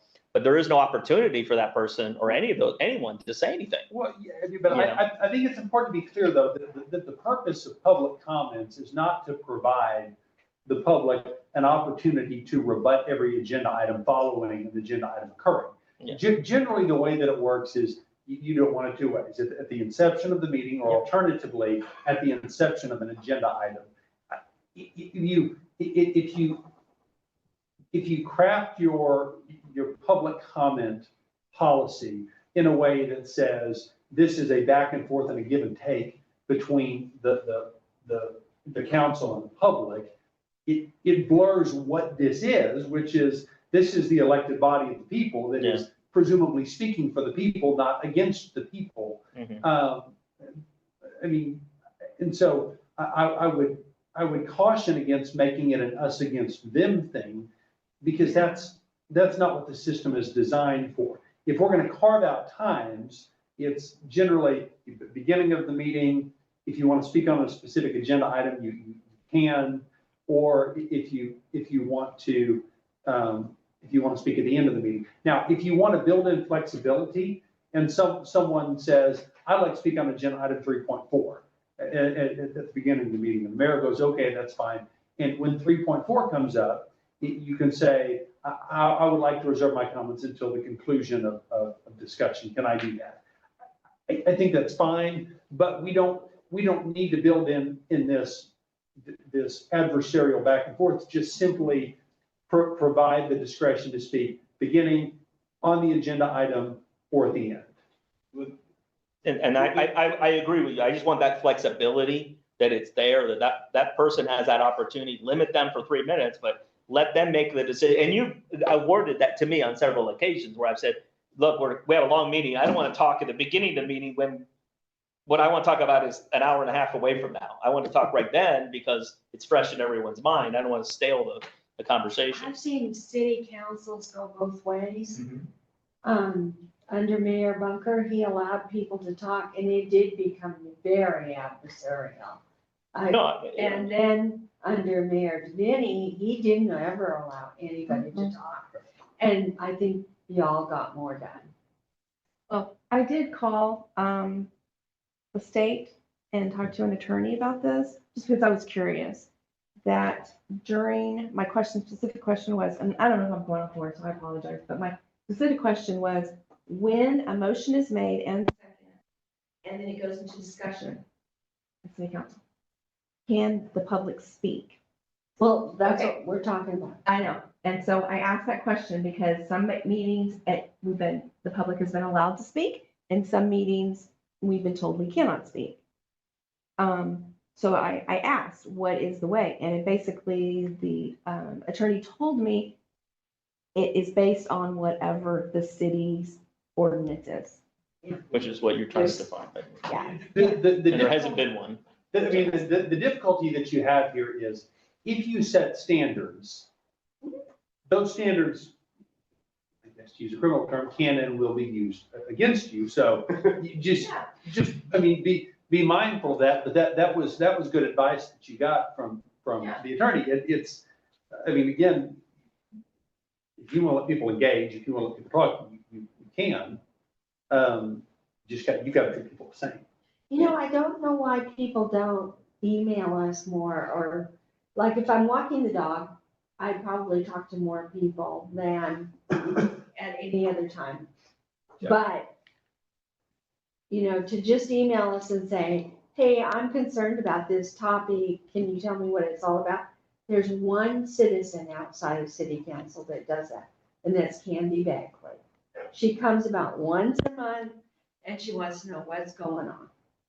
And we sit and we chat for 30 to 60 minutes, and then she's happy and she tells me how she feels, and that means a lot. I really do appreciate that. But I wish that, you know, people would contact us. I think some contact Sonia, but for the most part, they really don't use that email address to engage conversation with us. So I don't know what to say about that. In terms of, of looking at a different standard for people that, that appear remotely as opposed to in person, I think that the city is allowed to set a standard that controls the flow of the meeting. And what you're doing is you're treating similarly situated people the same way. And there is a difference in appearing remotely and managing that and allowing it to disrupt the meeting as opposed to being there in person. And so for that reason, I don't see a problem with the resolution. I was going to say that during the public comment period in San Marcos, they have something like, you can't say anything, you know, racially motivated, demeaning, threatening, inflammatory. I mean, there's nothing in the language here about you can't threaten anybody. You can't, I mean, when. I think there might be other rules at play that could govern that issue. I think that's dangerous and you don't want to do that. Because it sets like, well, you're saying something that's bad, but. Well, define for me demeaning or offensive. And I'll go around this room and ask everyone here to define demeaning, offensive, racially insensitive, sexually. What about defamation? Right, exactly. Yeah. So do you want me to go first? Yeah. Well, I mean, there is a legal definition of it. Yeah, exactly. I think what he's saying though is everybody's definition is different. Yeah, subjective. but I mean, I think I could give you an example. Well, you know, and look, I've litigated those cases, but my point is, I'll pull an example out of current events. So someone could come in here and take a position on what's happening between, happening in Israel. And either one of those positions could be construed by at least some people as offensive. And I think that's the point, is you don't want to code out someone's ability to come into a public place and exercise their First Amendment rights based on someone's subjective determination of what is offensive. Just because it offends me doesn't mean that they can't say it in this First Amendment space that we're creating. Okay, so I'm gonna give you my example. When somebody is saying that I, as a council member, am abusing my power to get the road done there in front of the Northwest River Road, for me, that's defamation on me. Somebody could read that. There was a reporter that was here. That information could get out, and that's gonna look bad on all the hard work that I've tried to do when that is not the truth. I get it, but they get to say it. What they get to say it, and it is this body's job to protect their right to say it. And I'm not saying you should like it. I'm not saying that you have to like it. But if we create a public comment section, people can come in here and absolutely lambast the job that you're doing, or that I'm doing, anyone's doing. And I was mentioned tonight, and I leaned over to Nick and I said, was that a compliment or an insult? I don't know. Yeah. He could have been an insult. I don't know. But it's what comes with the territory. Now, I mean, if someone came in here and started, talking about intimate personal details of someone's marital relationship, I think there's always a line that can be drawn where you can cut someone off if something is so utterly repugnant and offensive, but it's got to be really far. And I just don't think what happened tonight crossed that line. I mean, have there been things over the years where, I don't know, I'll pull one out of thin air, when we had the vote to determine the future employment of a former employee of the city. The mayor and I specifically got called out of that meeting in a very real way. Did I think it was accurate? No. Did I like it? No, I don't, not particularly, but that's their right. When we create that First Amendment space, they get to speak. Well, we have First Amendments too. Well, you do. So that does not mean that we have to take abuse from the public when they're here. So that's why I think like whenever we do have that, I don't think we have to tolerate that from the public or from other council members when it's coming to like a discussion or something that we're doing. If it's an abuse of power on the public side or on the council side, then we need to be able to say that's not permitted. What happened tonight, in my opinion, does not rise to that level. And if Oh, no, we- not tonight. I'm not saying tonight. I'm just saying in general. There's other avenues of recourse for that. And your avenue of recourse, I think, like you pointed out, is a defamation claim. But you can't stop someone from saying something. When someone says something that is defamatory, then your remedy is to sue them for defamation. And that could be done. That can be done. Okay. Tell me when I can talk and be consistent. So my thought, That's a good was point. on some of this stuff, it might run into, disorderly conduct that's interrupting the progress of a meeting or something like that. There might be other statutes or standing there you'd have to address some of that issues. Those are under chapter, I think, 40, 41, 42 of the penal code. Right. And if you disrupt, then you can be politely asked to extricate yourself from the proceedings. Voluntarily or involuntarily. I mean, even tonight, we got a little of that here and applause. And I mean, even if we tried to curtail it, I mean, unless it just gets out of hand. That's municipal government. Yeah. Okay. And like, I can handle it, but there's some lines there that I'm glad that we're talking about this tonight and that we know where the boundaries are at. There's not many though, from what it seems like. I There's a few. have a boundary. Line in the sand. right Yes. there. You also know an address, don't you? Yes. There you go.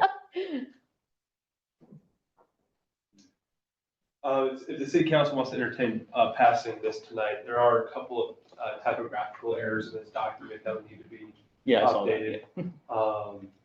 So we can point those out if we're ready to make a motion for. I'd like to have a week to look at this again before we pass it. I can say, I was gonna make sure like at a workshop that we have the dialogue with the public, that we can interface like we That's did. why I asked for had to have the extra meeting, to call the extra meeting. That way we have that time during the workshop, so that way we can like discuss everything, and that does give the public a chance to talk whenever they And we come. can- and then we And can- then we have the and then we city can- council meeting. And then we could defend ourselves in a workshop. If she, like, what, last workshop we had, when they, So the thought You that I need that had to be was very- we would identify those more interactive engagements. They don't fit neatly under a council meeting. Workshop? Special intent. Well, the customary intent of a workshop is for the city council to work on a technical or intensive subject with the advice of staff or other experts. And the public? And the public has, It's not intended for that. Most. in the past, we've always had it that way. Well, recently, we've started conducting workshops in that fashion. No, it's always been that kind of But way here it's, with workshops. It's always been. it is not frequently the case that is not a customary use of a workshop. What you We want can to be change the careful- definition of Yeah, that. what you want to be careful is, so there's a case out of the Third Court of Appeals from many years ago. And back in the 90s, a gentleman named Russ Molinar was a county commissioner in Hayes County out of the Dripping Springs area. And Russ was taking some arrows. People were coming after him for something. And so he put an agenda item on the Hayes County Commissioners Court agenda, which was effectively his chance to respond. Well, he was dubbed as violating the Open Meetings Act, and case law was made, and it was found that was an improper use of the agenda, because you can't say, we don't like what's happening. There's got to be a legitimate agenda item, business that's being conducted, and I think that's a pretty low standard to meet. I mean, if you want to create a workshop that talks about, road maintenance, and you bring in the right experts and you have the conversations, you can do that. You just can't, you can't create a meeting that is specifically intended based on the agenda language, or a workshop based on the agenda language, to respond to public comments. I think what the council members getting to is having a policy brainstorming session, the full complement of the council and members of the public, and how to properly account for that. Because the issue you have is it, in my mind, it loses its recognition of any sort of meeting. And it becomes, that's where it's difficult, because. We call it a town hall meeting or something like that. Yeah, you could, and then you publish a notice of potential quorum or something, but then again, If you want, almost where. if you want to create an agenda item and say, this is a come one, come all, we'll let you speak for up to 10 minutes. If you want to carve out a special time to allow people to speak even more, you can do that. You just. Okay, if you had that, could you interact with the public? Sure. What's difficult is a situation like we had, where we had a meeting on the Northwestern. The Skull Bridge crossing. Yeah. And that was not very productive, though were able to air lots of grievances. But there was no substantive progress made on behalf of council towards resolving a policy issue. And it really, though beneficial in airing grievances and sharing information, was not a worthwhile use of council's time, in the sense of trying to develop a policy going forward. If that would, in my mind, that would be more of a public hearing, where we're providing people unlimited opportunity to address an issue, provide input on a policy prescription. As long. But then at some point, the council's got to be able to work amongst itself and the staff to provide the direction that's needed and the decision that's needed. What's difficult is we're having a discussion with the public, trying to frame and almost negotiating with the public on what the policy needs to be, instead of negotiating, the council members negotiating with each other on where can consensus be achieved on this issue. But that's reacting to what the public was saying. We didn't get a decision maybe that night, but we still don't have a decision on that policy issue. So my point is, could we have a separate meeting, like a public, a town hall where? Here's what I like about this resolution. It sets the baseline standard, okay? I think it's a good resolution, although I understand that now I want to take another. I just want to read it. But here's the point. Here's your baseline rule. If you want to have a separate special meeting and clearly define that you will provide for back and forth or additional time. If you want to do that on any given occasion, you can do that. However, in the absence of clearly stating those things, rules will apply. If you want to deviate from that rule, you just have to expressly state it in the agenda. Right. And then you can do it. As long as we have a, as long as we have a way, I mean, I'm real particular about this because I've done a lot of speaking with the state and with other stuff. I think I want to hear from the public. There are constituents and I want them to bring out their concerns and have a dialogue. So if we call it a special meeting, that would. So one way to do that possibly is more like a legislative hearing type of environment where the city council, the mayor identifies certain experts or stakeholders within the community where you're able to engage and ask them questions and elicit feedback on certain things in a more organized fashion. And the public. Like, so an example of the Skull Bridge. Tom Goines, Virginia Parker, and I don't know, Lancel, I'm just throwing something in, would be identified experts to participate in the meeting, not the cast of 40 that were there. Cast of 40 could have their moment to say their opinions. If we had a town hall meeting, we could do it, a town hall meeting. I think like even at a city council meeting, if we had like, say, the agenda item, and if somebody had already requested to speak under that agenda item as a representative, like, would be able to, correct? So but if you go up to section 4, so what we're saying is the governing body will not recognize comments made by the public after the conclusion of the public comment period, except for public hearings and otherwise may provide for the public notification of the meeting. So what that allows for is if there's an intention to have more of a back and forth with the public as you go through these issues, we provide what that would be in the notification, the agenda. Which is the, Mike and Matt, it's the exact point we were just making. This sets a baseline rule that then provides some flexibility on a case-by-case basis if you state it in the. Yeah, I mean, that's the one thing, Catherine, you've been consistent, you know what I mean? You just can't be inconsistent, and you haven't been, I don't think. And that's been, obviously, as you know, in the past, in a lot of other places I've been, there's been inconsistencies. I've been in meetings and just go, like, what the fudge? Well, I think part of this, why this has come up is because of the internet, the Zoom. People get on there and they get very demanding about wanting to speak. I don't know it. Yeah. But Adrian's over there dealing with it.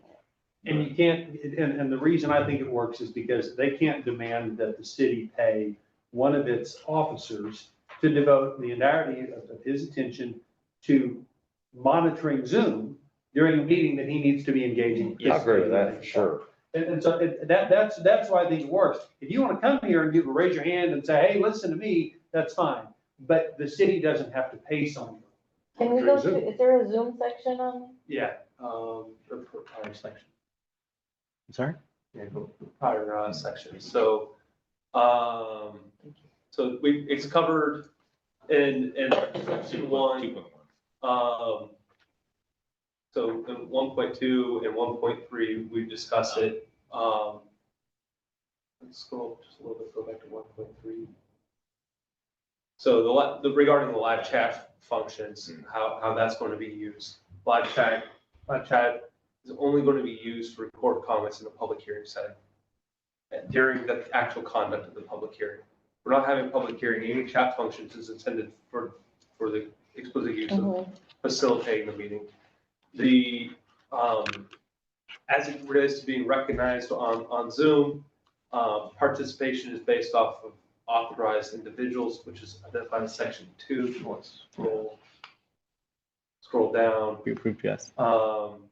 And then 3, this provides for public participation on an online area. They can view it. However, they're not permitted to make a voice or video during the council meeting except as outlined in section 5, which is the public hearing. Meaning, section 4, where there's a public comment period, we're not filtering through Zoom participants to engage in public comment via Zoom. There's other methods that they can use that we make available, such as submitting a written comment that will be recited in the meeting. In a public hearing setting, because there's more of a statutory requirement, we receive all input from the public with very, very little limitation. We're enabling their participation with a minor pre-registration requirement, so that way we know we're not getting Zoom bombed.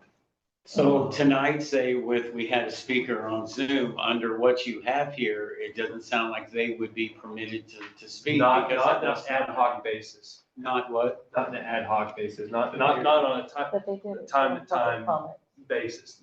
Well, I believe they were. If they contact They them. yeah. Yeah. Contacted the mayor. But it wasn't an agenda item, though. It was during public comment. Yeah. Public comments goes about anything. But it says here that you can't. Yeah, you can. Right, and so what the mayor chose to recognize it. And Because it was pre. But we haven't passed this yet.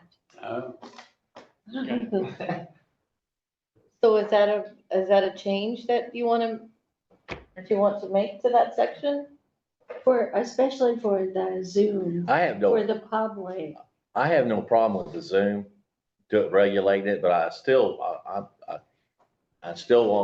what do you want to call it? A public comment or a town hall meeting, something, I want something in the document to bring people in. If we have it's not gonna be, it could be pretty rare, but It's already built in there. That language already exists. we'll show me the language. I want to see. for the last part, as otherwise may be provided for the public notification.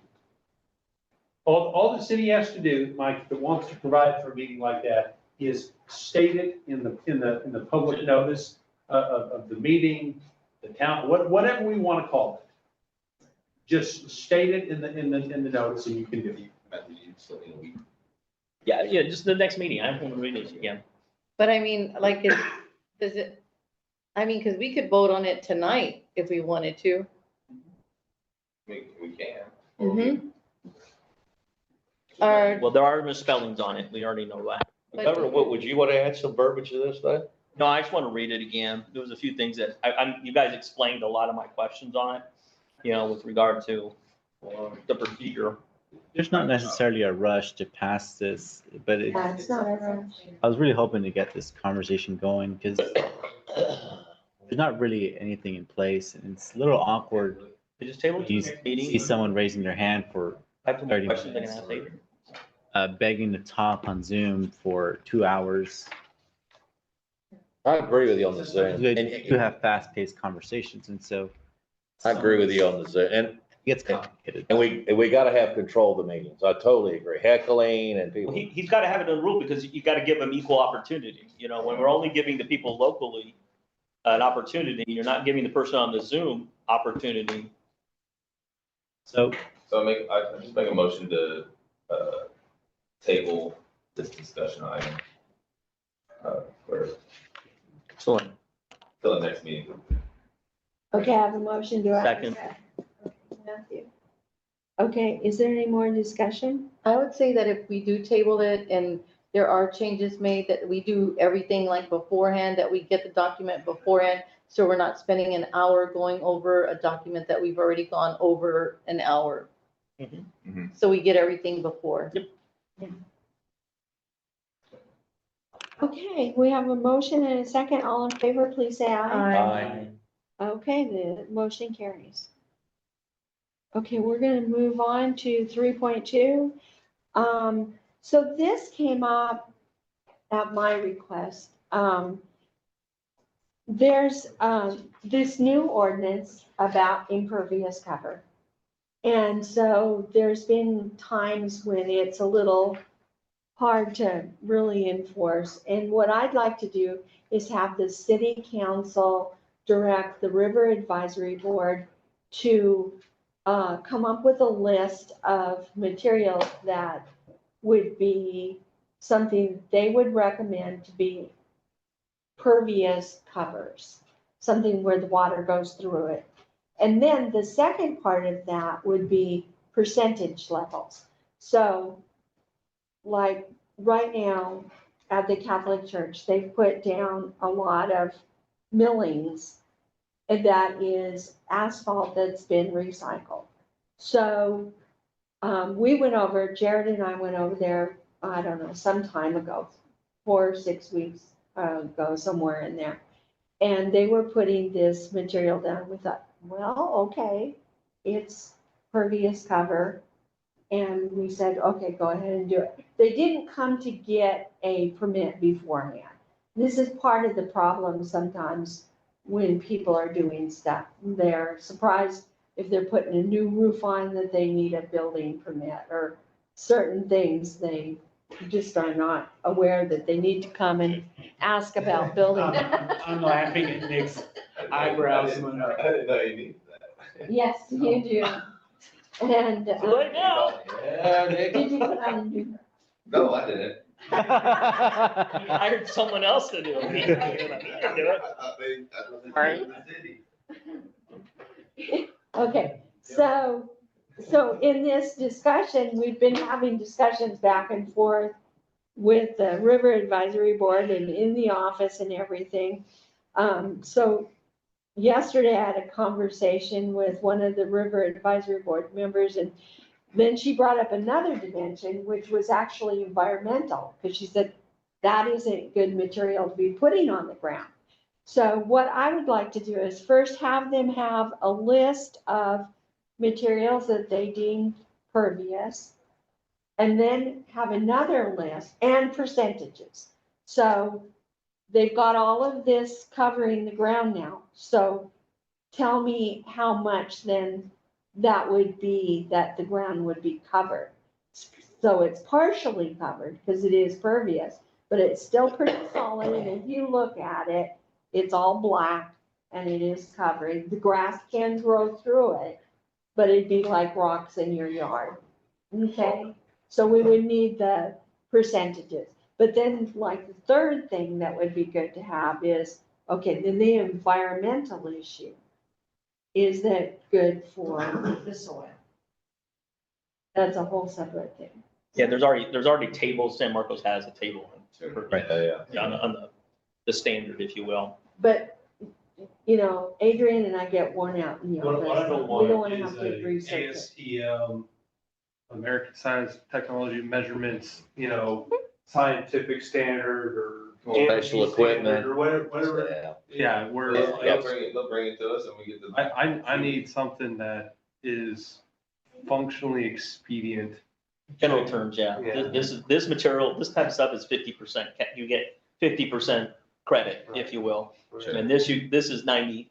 A gravel driveway, depending on the underbase is 75% per, something, Well, I'll make a motion to direct the River Advisory Board to report to City Council a recommended material list of pervious covered material.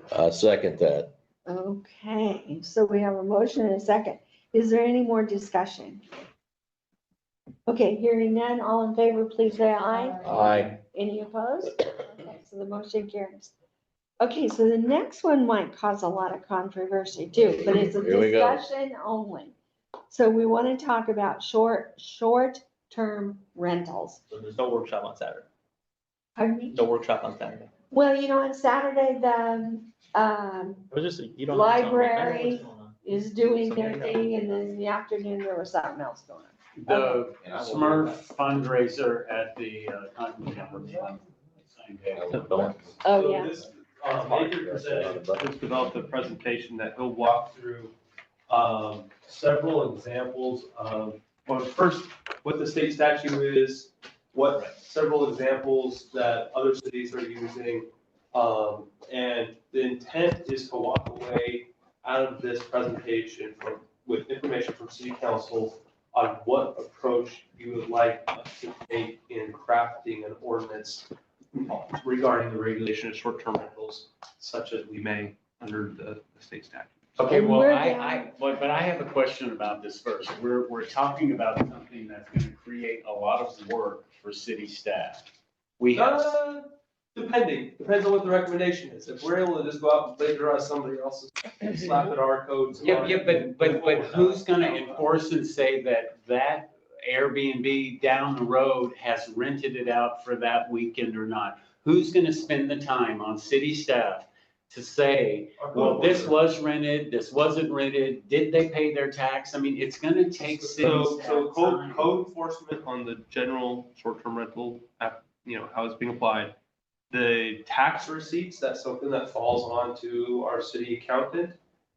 There's also contract services that the city could look at if it becomes a big problem, in the future that requires, going through that. It already is a big problem because we have so many Airbnbs that are not paying their Sam, you're tax. getting ahead of us. Let's let them do the presentation. Let me answer that quick, and then we can go with the presentation. Let's let him do his presentation. I then we mean, can I've talk. already known how city staff is already over. Okay, so there's- I'm just wondering how it's gonna be enforced. I'm gonna get ahead of myself. Do the presentation. Yeah, let's Do the presentation. figure out how we're gonna Those- regulate it. Every city that has been used to reference this presentation or help build this presentation and all have a uniform requirement that they refer back to the finance office of the city, whether it be San Antonio, Lockhart, San Marcos, New Braunfels.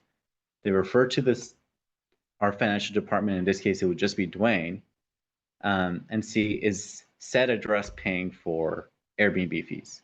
And this morning I asked Dwayne that question. He said, yes, we have 2 people who pay the Airbnb fees consistently every month. 2 out of 15 that I found in Airbnb. Oh, I found a lot more than that, dude. Right, I'm just Those that saying. pay taxes. Yeah, I know, there's 28 that are listed. In our city limits? And the ETJ. Well, I'm talking about city limits. I looked at city limits and it said 15. Yeah. So just that alone, a quick search on what the website says and what our finance department says, that's an easy match. Now, regardless of the situation, there probably needs to be some regulations because today there's no standard for short-term rentals. I was hoping to go over today's the tax code or the Texas code for Airbnb's short-term rentals, and then review some of the other cities, and then we're going to refer back to what the state allows us. The city has no established guidelines. We're going to look at other cities, and then we're going to pick and choose what we think is best for Martindale. Do that all night, right now. I have a way to guide the conversation a little bit. This should go quick. There's not a lot that the state allows us to do. A lot of it, many cities have very uniform policies. This recognizes short-term rental, anything that is rented for 12 hours to 30 days. If it's 31 days, it becomes you're renting a homestead essentially. So anything less than 30 days between 12 hours is a general rule of thumb of what is determined as a short-term rental. This came out a little messed up, but what essentially it says that a city cannot flat out have a complete ban of Airbnbs.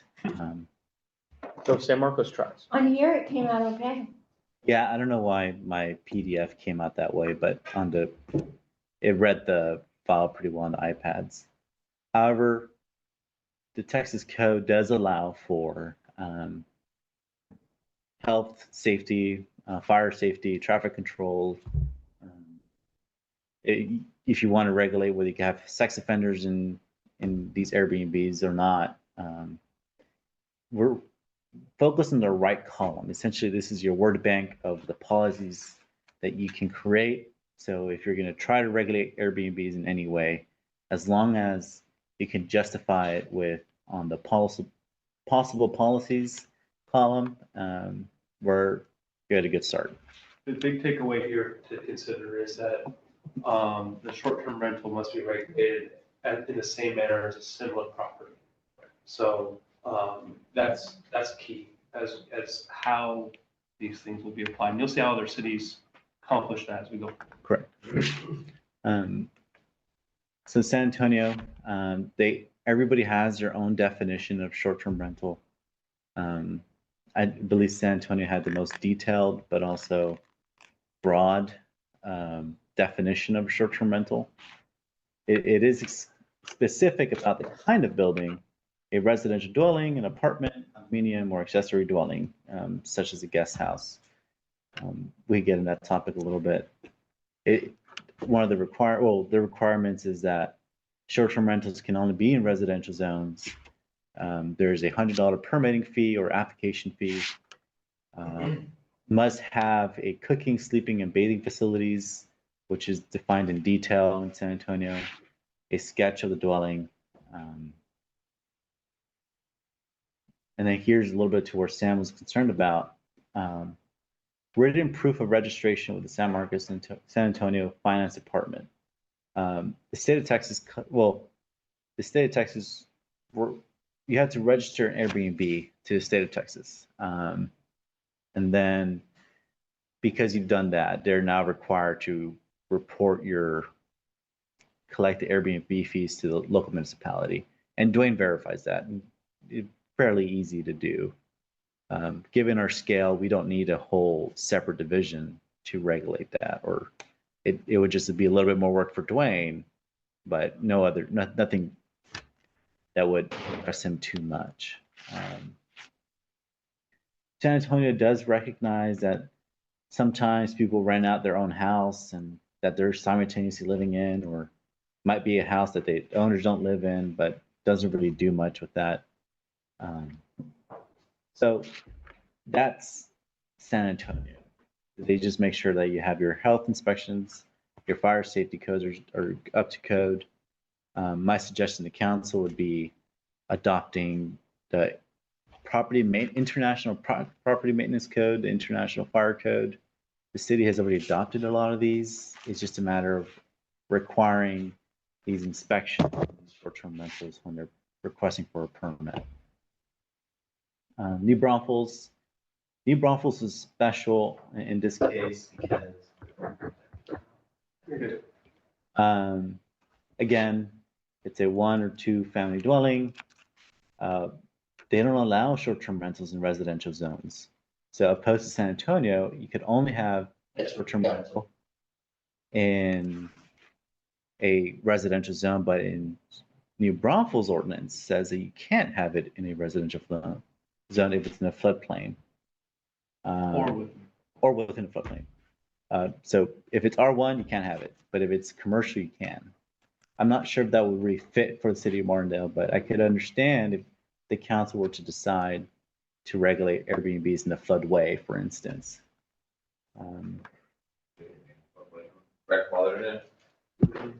Right. So New Braunfels requires you to pay your hotel occupancy tax and make sure you do it every month. You define how many occupants you expect in this house. A lot of the other cities do a 10 number maximum. Anything above 10 adults is not allowed. Yeah, 'cause we have an Airbnb here that probably sleeps 20 or 30. I mean, they have bunk beds in the closets. They have bunk beds all over and it sleeps about 30 people. So there's it's actually San Antonio who does this.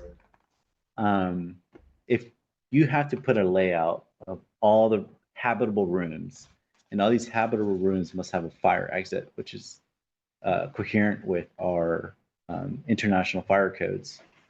So you must have a window essentially, other than the door, to be a habitable space. If not, you must lock that door and not allow any access into it. If we just simply apply our property maintenance code, our fire safety codes, life safety codes, this should cover these inspections for newly permitted short-term rentals. It's not going to take that much intensive effort for us to come up with those policies since they've already been laid out. And the city already recognizes them for our building codes. Moving forward, just like how you said, there's some Airbnbs who may house 30 people.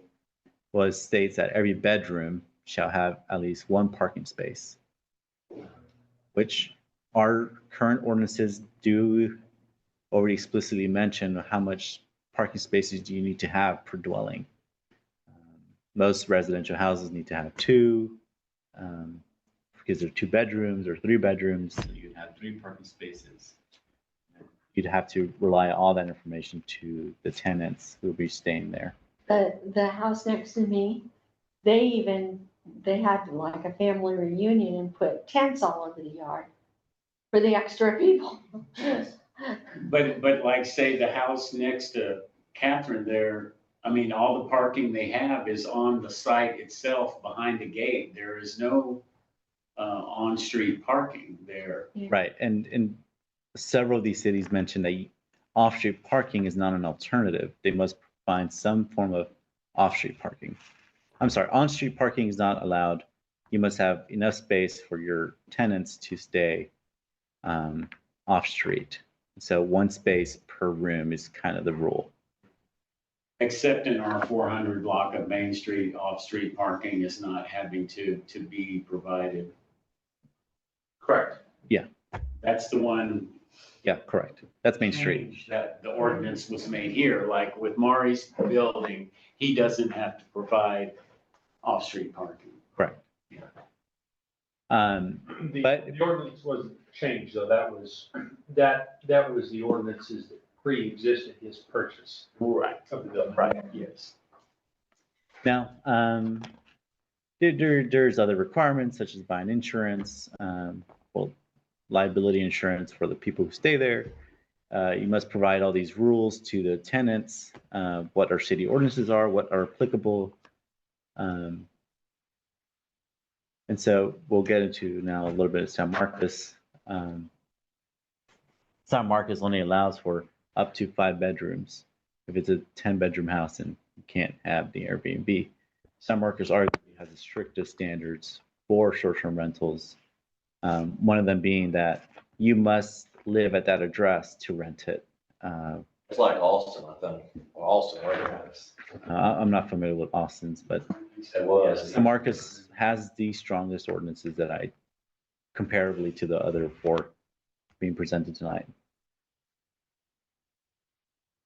They require generic information, contact, home address, contact information for an emergency contact, a proof that you own the house, that you live at the house. Owners may only have 1 short-term rental, and that only 2 adults per room. Lockhart, I believe, had the least strict standards. All they required was your information, that you follow the safety codes, provide contact, emergency contact, and that you provide off-street parking for your tenants. And it addresses the annual renewal is required if you want to keep on your Airbnb. Now, what I would like to hear from council is, what are you guys expecting for us to communicate to the existing Airbnbs? What policy would you like to see adopted? Do we want to be really strict? Do we want to be pretty relaxed? Real quick, you've got to be very careful on regulating use, because you'll find yourself right in the crosshairs of the Zatari case that came out in 2019, which is where you don't want to be. Making them be safe, making them inform people that use the rules is one thing. But if we come in now and try and carve out and regulate use, that potentially lands the city problem. But what you normally see is larger cities take shots at being more restrictive because they've got the budgets to fight those battles. Smaller cities are less restrictive because really all they're trying to do is get some modicum of regulation in there so they can get the money out of it. I like Lockhart. The big thing for us, if we're going to go for accountability of paying fees, having some sort of registration requirement is almost necessary. The only way we have it right now is we have a specific use permit requirement, but there's no business registration, and so there's no. Is there any of that in Lockhart then? Is there a registration? For Airbnbs, and yes, there is. And anything that's advertised. And I think that's fine, so long as it doesn't get to the regulation of actual use. If it is use regulation, it's very limited. Could you give an example of what would be it's borderline? You've got that house with 10 bedrooms, you've been using it, 10 bedrooms for X number of years. Stop that now, you can't do that. I see. I don't think that that's what we want to do. I think we just want to make sure, like, if something is going on at that household, number one, who owns it? Number two, how could we get in contact with somebody who's there, who there's visitors there that we don't even know who they are in the community? I think, like, you know, having Lockhart, having them, you know, what was on there, what was on Lockhart? It's just, they're registering, right? Emergency Yeah, contact. they have to register. Uh-huh. Um, And I don't think we want to tell anybody how to use their bedrooms or whatever, but Well, like one of the good ones that I saw was all the cities did this the same way, but New Braunfels had an interesting approach. It's basically 3 strikes you're out. The first notice, complaint because you're playing music too loud, you're in violation of the city's noise ordinance, you get a warning. And that the city or the police officer is required to notify the emergency contact. Real quick, I don't even think you can do that. I think your remedy is to cite them for an ordinance violation. You cannot use past disruptive behavior or bad behavior as a reason to take away property rights.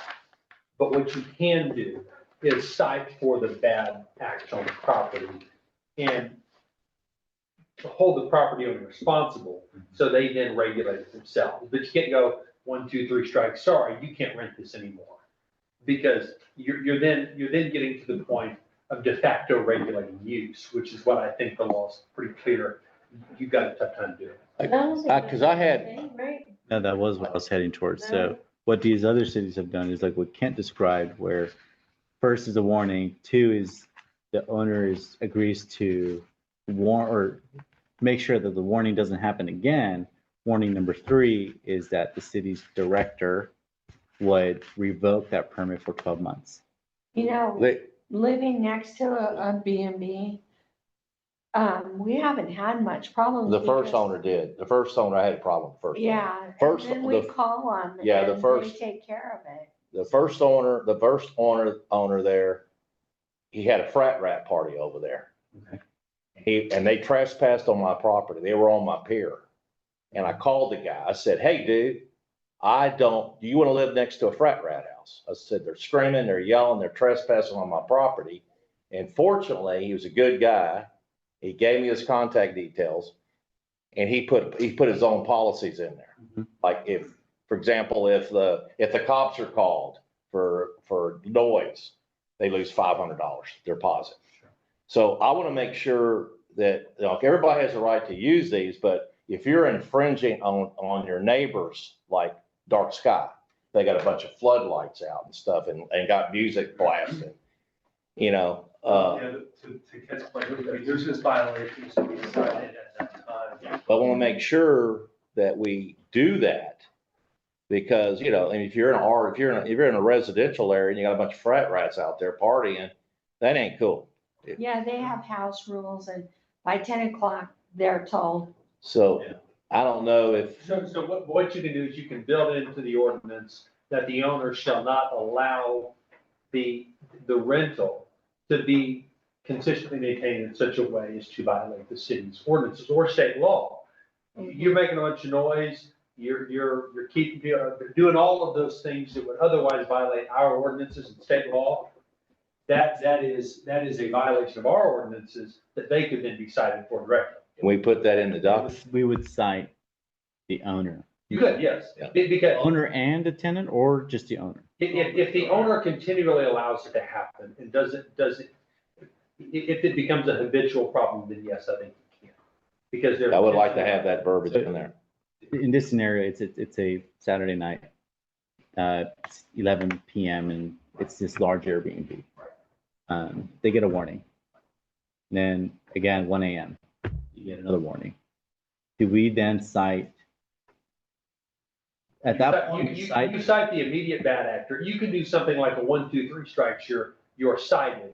If the city continues to have problems with a specific location, notifies the owner doesn't rectify on, say, the third or fourth time that it continues to happen, they could be cited for maintaining a place that is. Did we put that verbiage on the? Revoking the permit is out of the question. I don't, that's where you run into problems, is telling people this is right within the Zatari case out of Austin, and then the case more recent, the Shadiani case. You just, if someone has been doing those things and using the property, if you try to come in and say, no, you can't do that now. Yeah, but what you can do is you can make people conform to the community that they're in. Yeah. You can Definitely want to do that. Consistent, like, I mean, it's the Pratt Rat thing. If you're renting your home in a single family residential community and someone wants to come in and have 4 families for 15 days, and then you say, no, you can't do that. You've got to live within what this community is, and live within the ordinances. And a lot of these different ordinances make mention of that Yeah. they are. What you don't want is a party house. Right. That's the last, that's one thing. I do not want a party house. I believe our ordinances today already control that. That's the point. So your teeth is to provide some potential liability for the property owners if they habitually allow those things to happen. Now, for those existing Airbnbs that aren't paying their dues, even though they're required You to. can make them do it because it's state law. Right. But are they then, now they get compliant? We still can enforce that revocation. Because you wouldn't advise it. I wouldn't, can you try it, roll the dice? Sure, absolutely. I wouldn't advise it because, I mean, what good is it? Well, I think the key is what Ken's getting to is being able to rent your properties a fundamental property right. And so we can't take away that fundamental property right without, basically, I think Citing it is another way to impose consequences on bad behavior without destroying these rights. And Like see, here- like even just talking about that, kind of like, what's gonna be the next firestorm? It's gonna be like taking away my homeowner's rights. Nobody here wants to do that, you know what I mean? So I think just like we're gonna start trying to do this as a city. We start out like Lockhart. We just want people to be safe. We have their information. They are a business in town. They're running a business. Yeah. So that's what we want done. We don't want to infringe on anybody's rights as a homeowner. I don't even think the maximum of 10 persons, you need to add that on there. I think, limit of 2 adults per bedroom.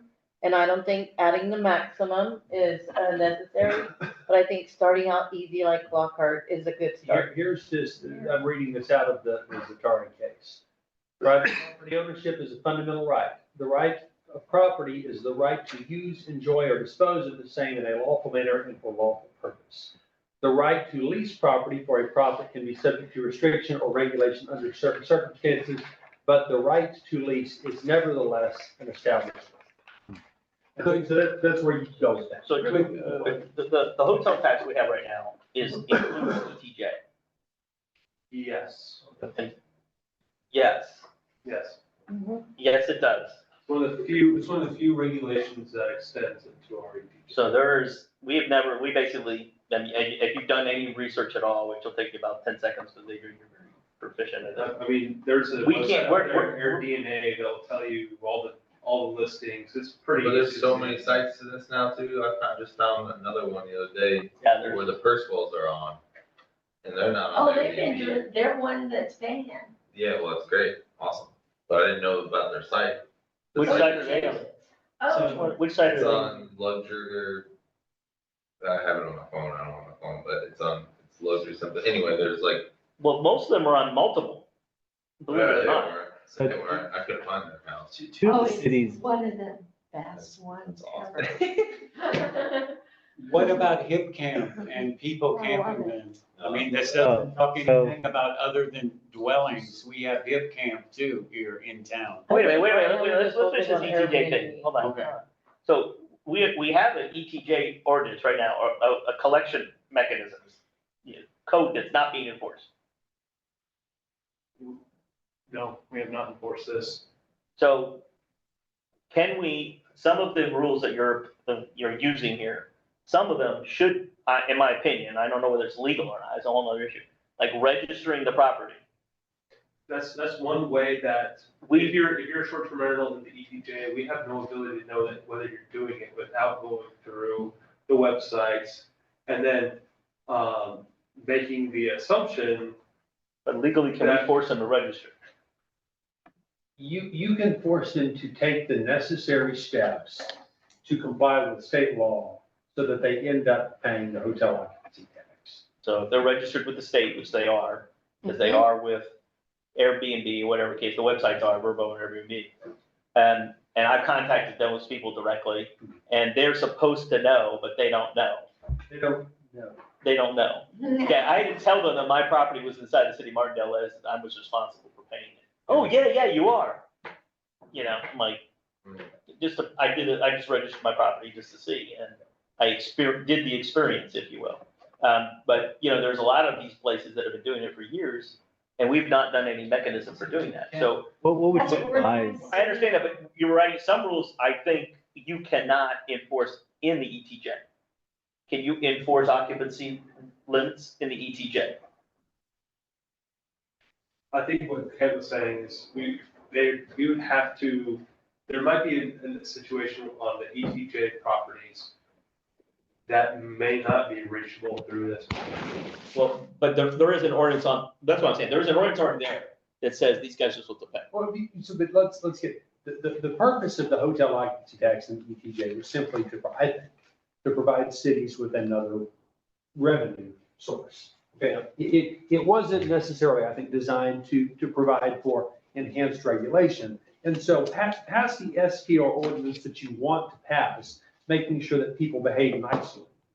And then if we need to parse that out and look on a case-by-case basis and see if there's enforcement mechanism in the ETJ, okay, that's fine.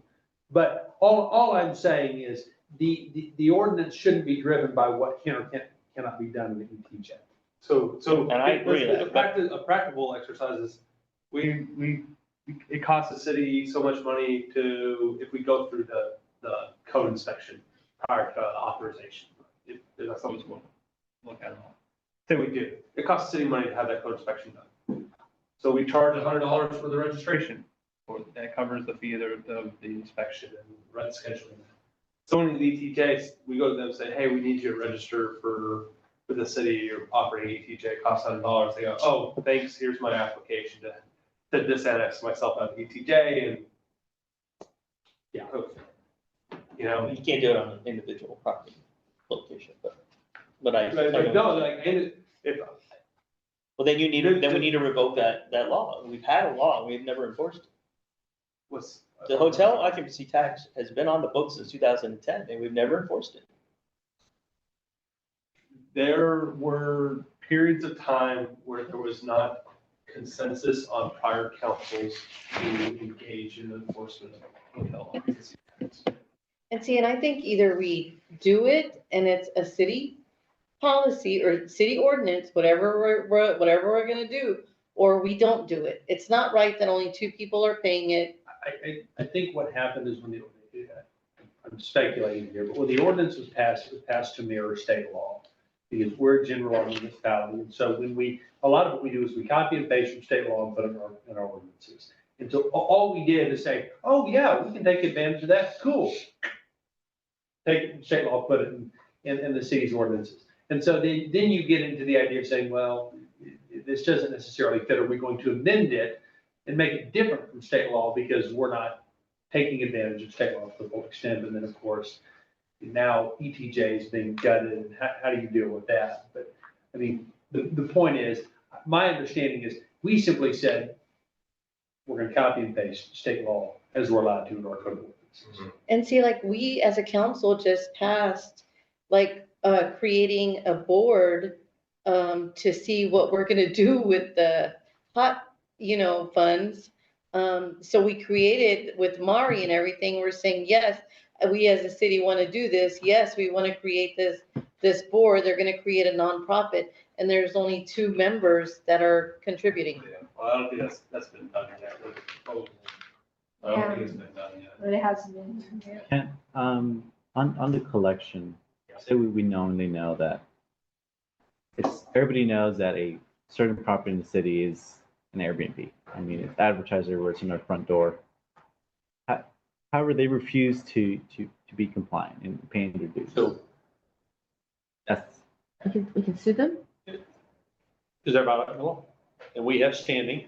We have authority. We have authority under state law to enforce Well, our ordinances. for Airbnb, the municipality actually can create their own login and the reports are generated and they're all getting that way. Verbo is going to be getting that. Airbnb's been doing it because they're getting tired of the Dwaynes of the world calling or asking every month, hey, I'm checking on my 7 properties. I need to know what they rented, and it's a pass through. So let's just look at what it is. It's a pass through. It's like a cleaning bill. It's like anything else. It's added on. It doesn't come out of the owner's pocket. It's the renter's money that they're paying that extra money. So Is it 6%? I mean, could you explain that briefly? It's a maximum of 6%? Or, I mean, we haven't talked anything about the percentages. I really, the hotel tax revenue is a percentage of the total nightly fee that's charged and collected, 6, 7, somewhere. it's 7%. Yeah, so. A maximum of 7%. You don't have to do. I'm not sure if we're talking about the fees so much, but rather than the policies and rules that the city should adopt. I mean, But that's the money's gonna come regardless if it's 0 or 100 every. Is it worth it to the city to collect that 6%, or can it be 3%? Or, No, we go with it. it's 7%. If you rent a That's what it is, hotel 7%. room, you pay Yeah, it. you pay. 6. The state is 6, I believe. And I think you pay 15% for a hotel room. So it's currently 6 or 7% of the. I believe it's 6% is the state, and then the municipality is 7. And all the cities are doing the same. They're all doing the maximum. So it's an extra 13% on what they pay to rent it. If it's $100 a night, they pay Anywhere. You go Vegas, 13%. yeah, Vegas does the same thing. You pay money into there's the bureau, the convention bureau gets money on every single room that is rented in Las Vegas. And Las Vegas doesn't allow Airbnbs unless you own the property because they have such a strong hotel industry. They don't want Airbnbs all over. And I would say that's the same reason why San Marcos has it that way. They have a very strong hotel lobby. They want the hotels to be full. They have a lot of hotels. There are a lot of hotels beside. So you find that municipalities have a lot of hotels, they're gonna cater to the hotels. They have a whole event center. Mom and dad come into town. That's fair. All right, so do we have a consensus on where we're at? I got that we like Lockhart, Yes. that we should look for an emergency contact. Yep. That there should be a provision that Limit 2. the people who I are wouldn't staying there. limit people I wouldn't say how many people. Oh, no, we weren't Should implying. be, the use should be, if you're gonna limit it, consistent with the use of the area. So if it's single family residential and there's something that limits that, then you. Exactly. We matched the ordinances our ordinances that uniformly apply to the Airbnb standards. One thing that we discussed is we want to do code inspection.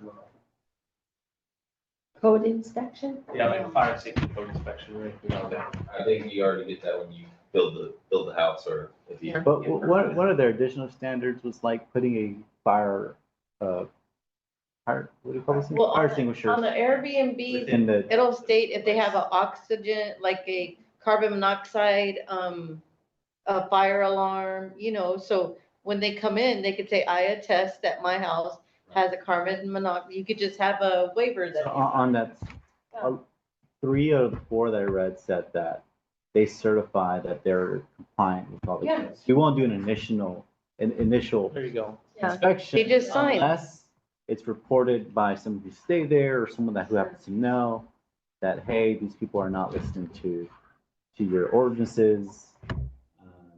And then the city has a right to go and inspect. I like that. Is that? You guys over there Yep. yell at. You awake over there? Yeah, no, I'm thinking about it, but we also have others, things like Hip Camp, where they're not structures. But Sam, like right now, I think we just focus like on Airbnbs right now, and then Hip Camp is like camping, Right. primitive camping. There's not a lot of that going on. That wouldn't fall under that ordinance anyway. A short-term rental is the rental of one's residence. Okay, okay. Well, Right. then we'll just not worry about that now. I think it was San Antonio who said that. Things like tents, yurts, sleeping outside is not considered an Airbnb. That's otherwise regulated by the ordinances anyway. What about RVs? So it's already regulated. This applies to him still last word, residents. Well, that's the thing, is there are people that are renting their RVs out short term. Right. How are we handling that within the? That's otherwise regulated because you can't have it, thank you. You can't have it on, The kids need their sugar. Yeah, finish your statement. Then give me skill. No, those are otherwise regulated under the ordinances. You can't take an RV and put it on your lot that already has a house on it, because that's gonna violate the ordinances. What? No. And rent it out. Well, What? because we know people are doing that. Yeah, Oh, yeah.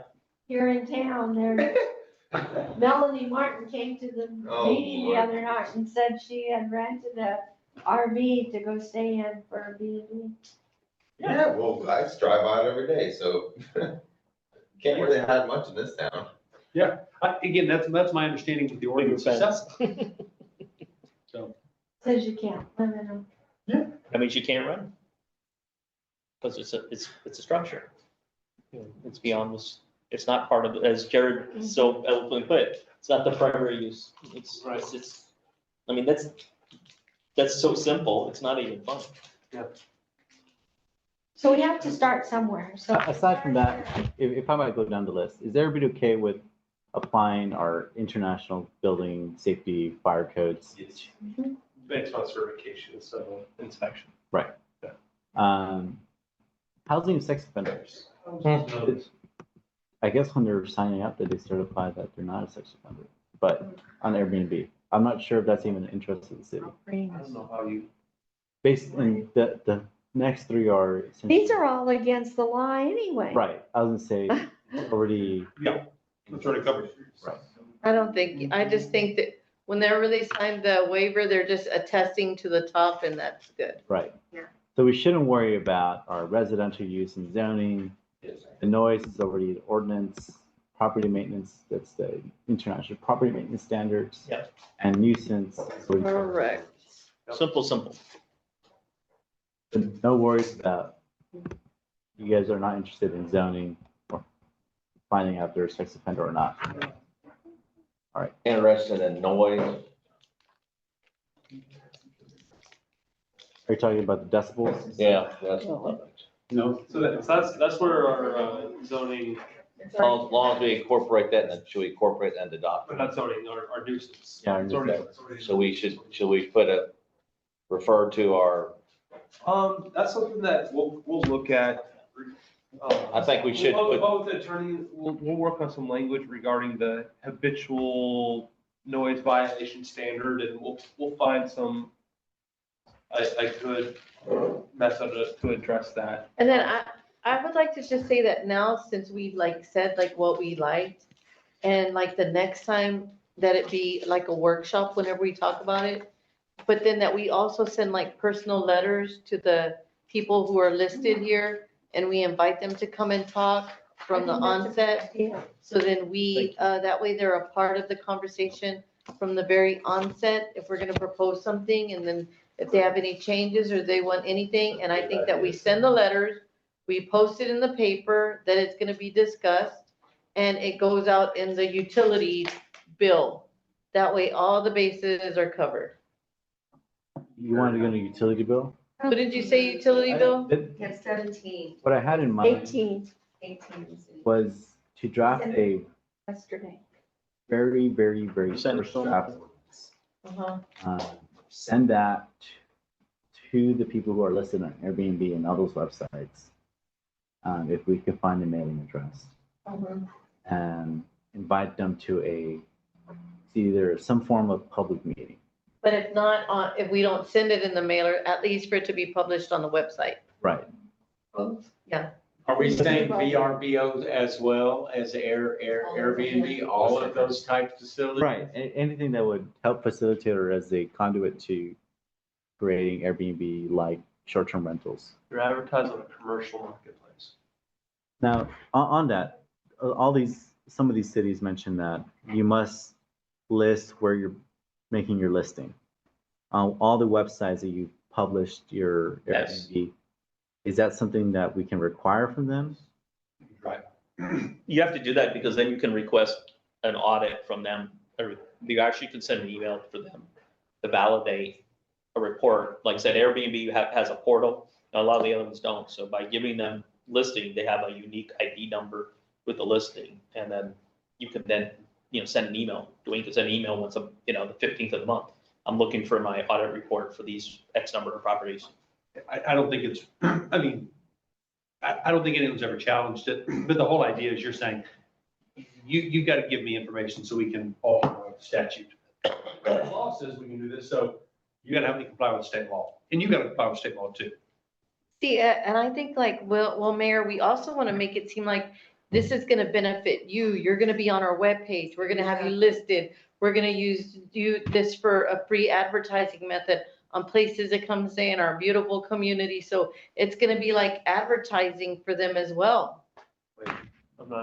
What she's trying to do is say the point to get these people involved is we're not going after you for your money. We want we want to bring in more money. We want to make it, that's what she said. Yes, so we would advertise. Want to work with on our them. Yeah, on our We've webpage. got Arliss on there. And then go about it from that way. instead of like, we want your money. Yes. For emergency contact, is there anything specific? Some cities require 2, some cities require it just be the property owner. New Braunfels, what they did is that they must be their residencies, because it may not be the property owner, it might be a property manager that must live 60 minutes away from the property. I Is that, don't think we need to worry about like. is that something? You need to contact in case they're misbehaving. Right, an emergency contact that lives within a certain radius, or is it any emergency contact? An emergency contact. Any? Yes. Somebody that has the authority to correct the problem. Right. Shut the Well- power down. You got it. Yeah, but I mean, if I own property in Lockhart and I want to live in Wisconsin and I want to lease my property in Lockhart, I get to. And if someone does something wrong, then my response is give them a ticket. And then if there's something that I can be held responsible for, then come and hold me responsible for it. But I mean, it's not Yeah, some cities, like he's suggesting, have gone and created like an on-site property manager to contact in case of a nuisance complaint, and they can go take care of the issue as more of a neighborly exercise. not Yeah, I mean, law it's a enforcement neighborly, exercise. I mean, hypothetically speaking, if I live in my house and I'm a constant nuisance, is there someone to tattletale and go any boo-boo on me? But also it could be like, what if there's a fire at your house and your guests who are in their parish or something like I would that? think Airbnb has rules with regard to that, because almost all of them, they have a property manager that is local. They have rules with regard to that. You have to just turn over the facility. It's not our job to regulate that. All we're trying to do is make sure that people give us the information so we can collect the tax and they comply with the law. And then overstepping and trying to tell people how they need to regulate the use of their private property, I think is where we find ourselves in a situation where we get in trouble. I don't want to get into that. No, that's not fun. Okay. So I think are you good? There you go. Okay, is there anything for future agenda items? Yes, I I, put on about the River Advisory Group to come back to the materials list. I just have a general question about that, about how does a city council member get something on the agenda? I have been asking, say, for this R2 thing for about 2 years now. Do I have to put something in writing? Yes. And then say, I want it on the agenda? I have been asking for certain things for years. I Yes, asked please about the send an R2. email. Yeah, but I mean, I will, but it's like, it's R2. frustrating to me that I've been asking for certain things to be on the agenda, like the heritage tree thing, the R2 thing. And next, I'm gonna ask about the monies of the Park Mobile be put back into the Park Mobile. I mean, it's like there seems to be a lot of picking and choosing amongst who decides what to be on the agenda without even writing it. I mean, you could talk to somebody and say, I'd like this on the agenda, and then it gets put on there without even having it in writing. And so it's been frustrating to me to want this R2 supplemental use table, because in my land across from me, it is zoned R2, and yet there's a farm, ranch, or orchard there. I mean, what does it take to So, get something on the agenda? I'm is writing my a city question. council handbook, and in it, there's gonna be a form for a request to put something on the council. If I put a request on, will it automatically be put on the agenda? Not necessarily. No. Sometimes things take a while to research. I mean, even But- like this thing that we just got done talking about. I know city council's been dealing with this for years and years, so. I just want to get that supplemental use table finished. We've been talking about it for years, and I'm getting tired of mentioning it. I'm starting to sound like a broken record. Do we have it? Can we like get it? And then like, do you want to have a workshop or like? We what would- started a workshop on it. Okay, We so started then, a workshop on this 2 years ago, and we Uh-huh. never finished it. And if we have to go through the whole supplemental use table again, perhaps, but I just wanted a portion of it changed. Could you send me an email, please? Okay. The issue that I came up with is it costs money to do a zoning change because we have to print signage and do public hearings and notifications in the papers. It costs probably, all told, maybe $400 or $500 to do a zoning change. And so that's why it was delayed to do it all at once, but But I mean, it's mostly a grammatical error to say in R1, you can have a farm, ranch, or orchard in R1, but you cannot in R2. It just doesn't make sense. I think that's a grammatical error. And so it completely befuddles me because I have someone right across the street from me that's zoned R2 that has a ranch. Well, it might And be- yet, it might be and yet I non-conforming can't. use. It might be a continued non-conforming use. What? It could be a continued non-conforming use. With So me if- or with the person? So. We can if- have a if you- workshop. If you have a property that is doing certain use, and then you do a zoning to change that use or outlaw that use, that pre-existing use, that non-conforming use can continue up into a point where that use changes. Once it changes, it can't revert back. Now it has to comply with the new. Can I make a suggestion on that? Couldn't you just petition your property to change to? Mhm. I mean, that's every property owner's right to petition their own lot to. We're getting to the discussion on. Okay, yeah, but let's talk about it later, next month. Maybe the next month. Is there or the anything next else month. to add? Let's there just talk anything- about it again in Library 4 months, contract. you know? While I have the difficulty of getting a ag exemption on my land because of it, you know? Yeah, they haven't brought it Thank you. up. But, That's it. Not right. Okay. It's been too long. It's 2 months. I think they're letting it ride because as long as it's in discussion, What's that? Oh, no, I don't. the know. library contract. Yeah, it's on the library to propose, to accept or propose something, accept, reject, or propose something. I make a motion to adjourn. All right. Do we have a second? Bicycle rodeo, are we gonna do that in November or sometime? Okay. Whatever you tell me, I'll be there. When you- All right. All in favor, please say aye. Aye. Yeah, so like I was hoping in November.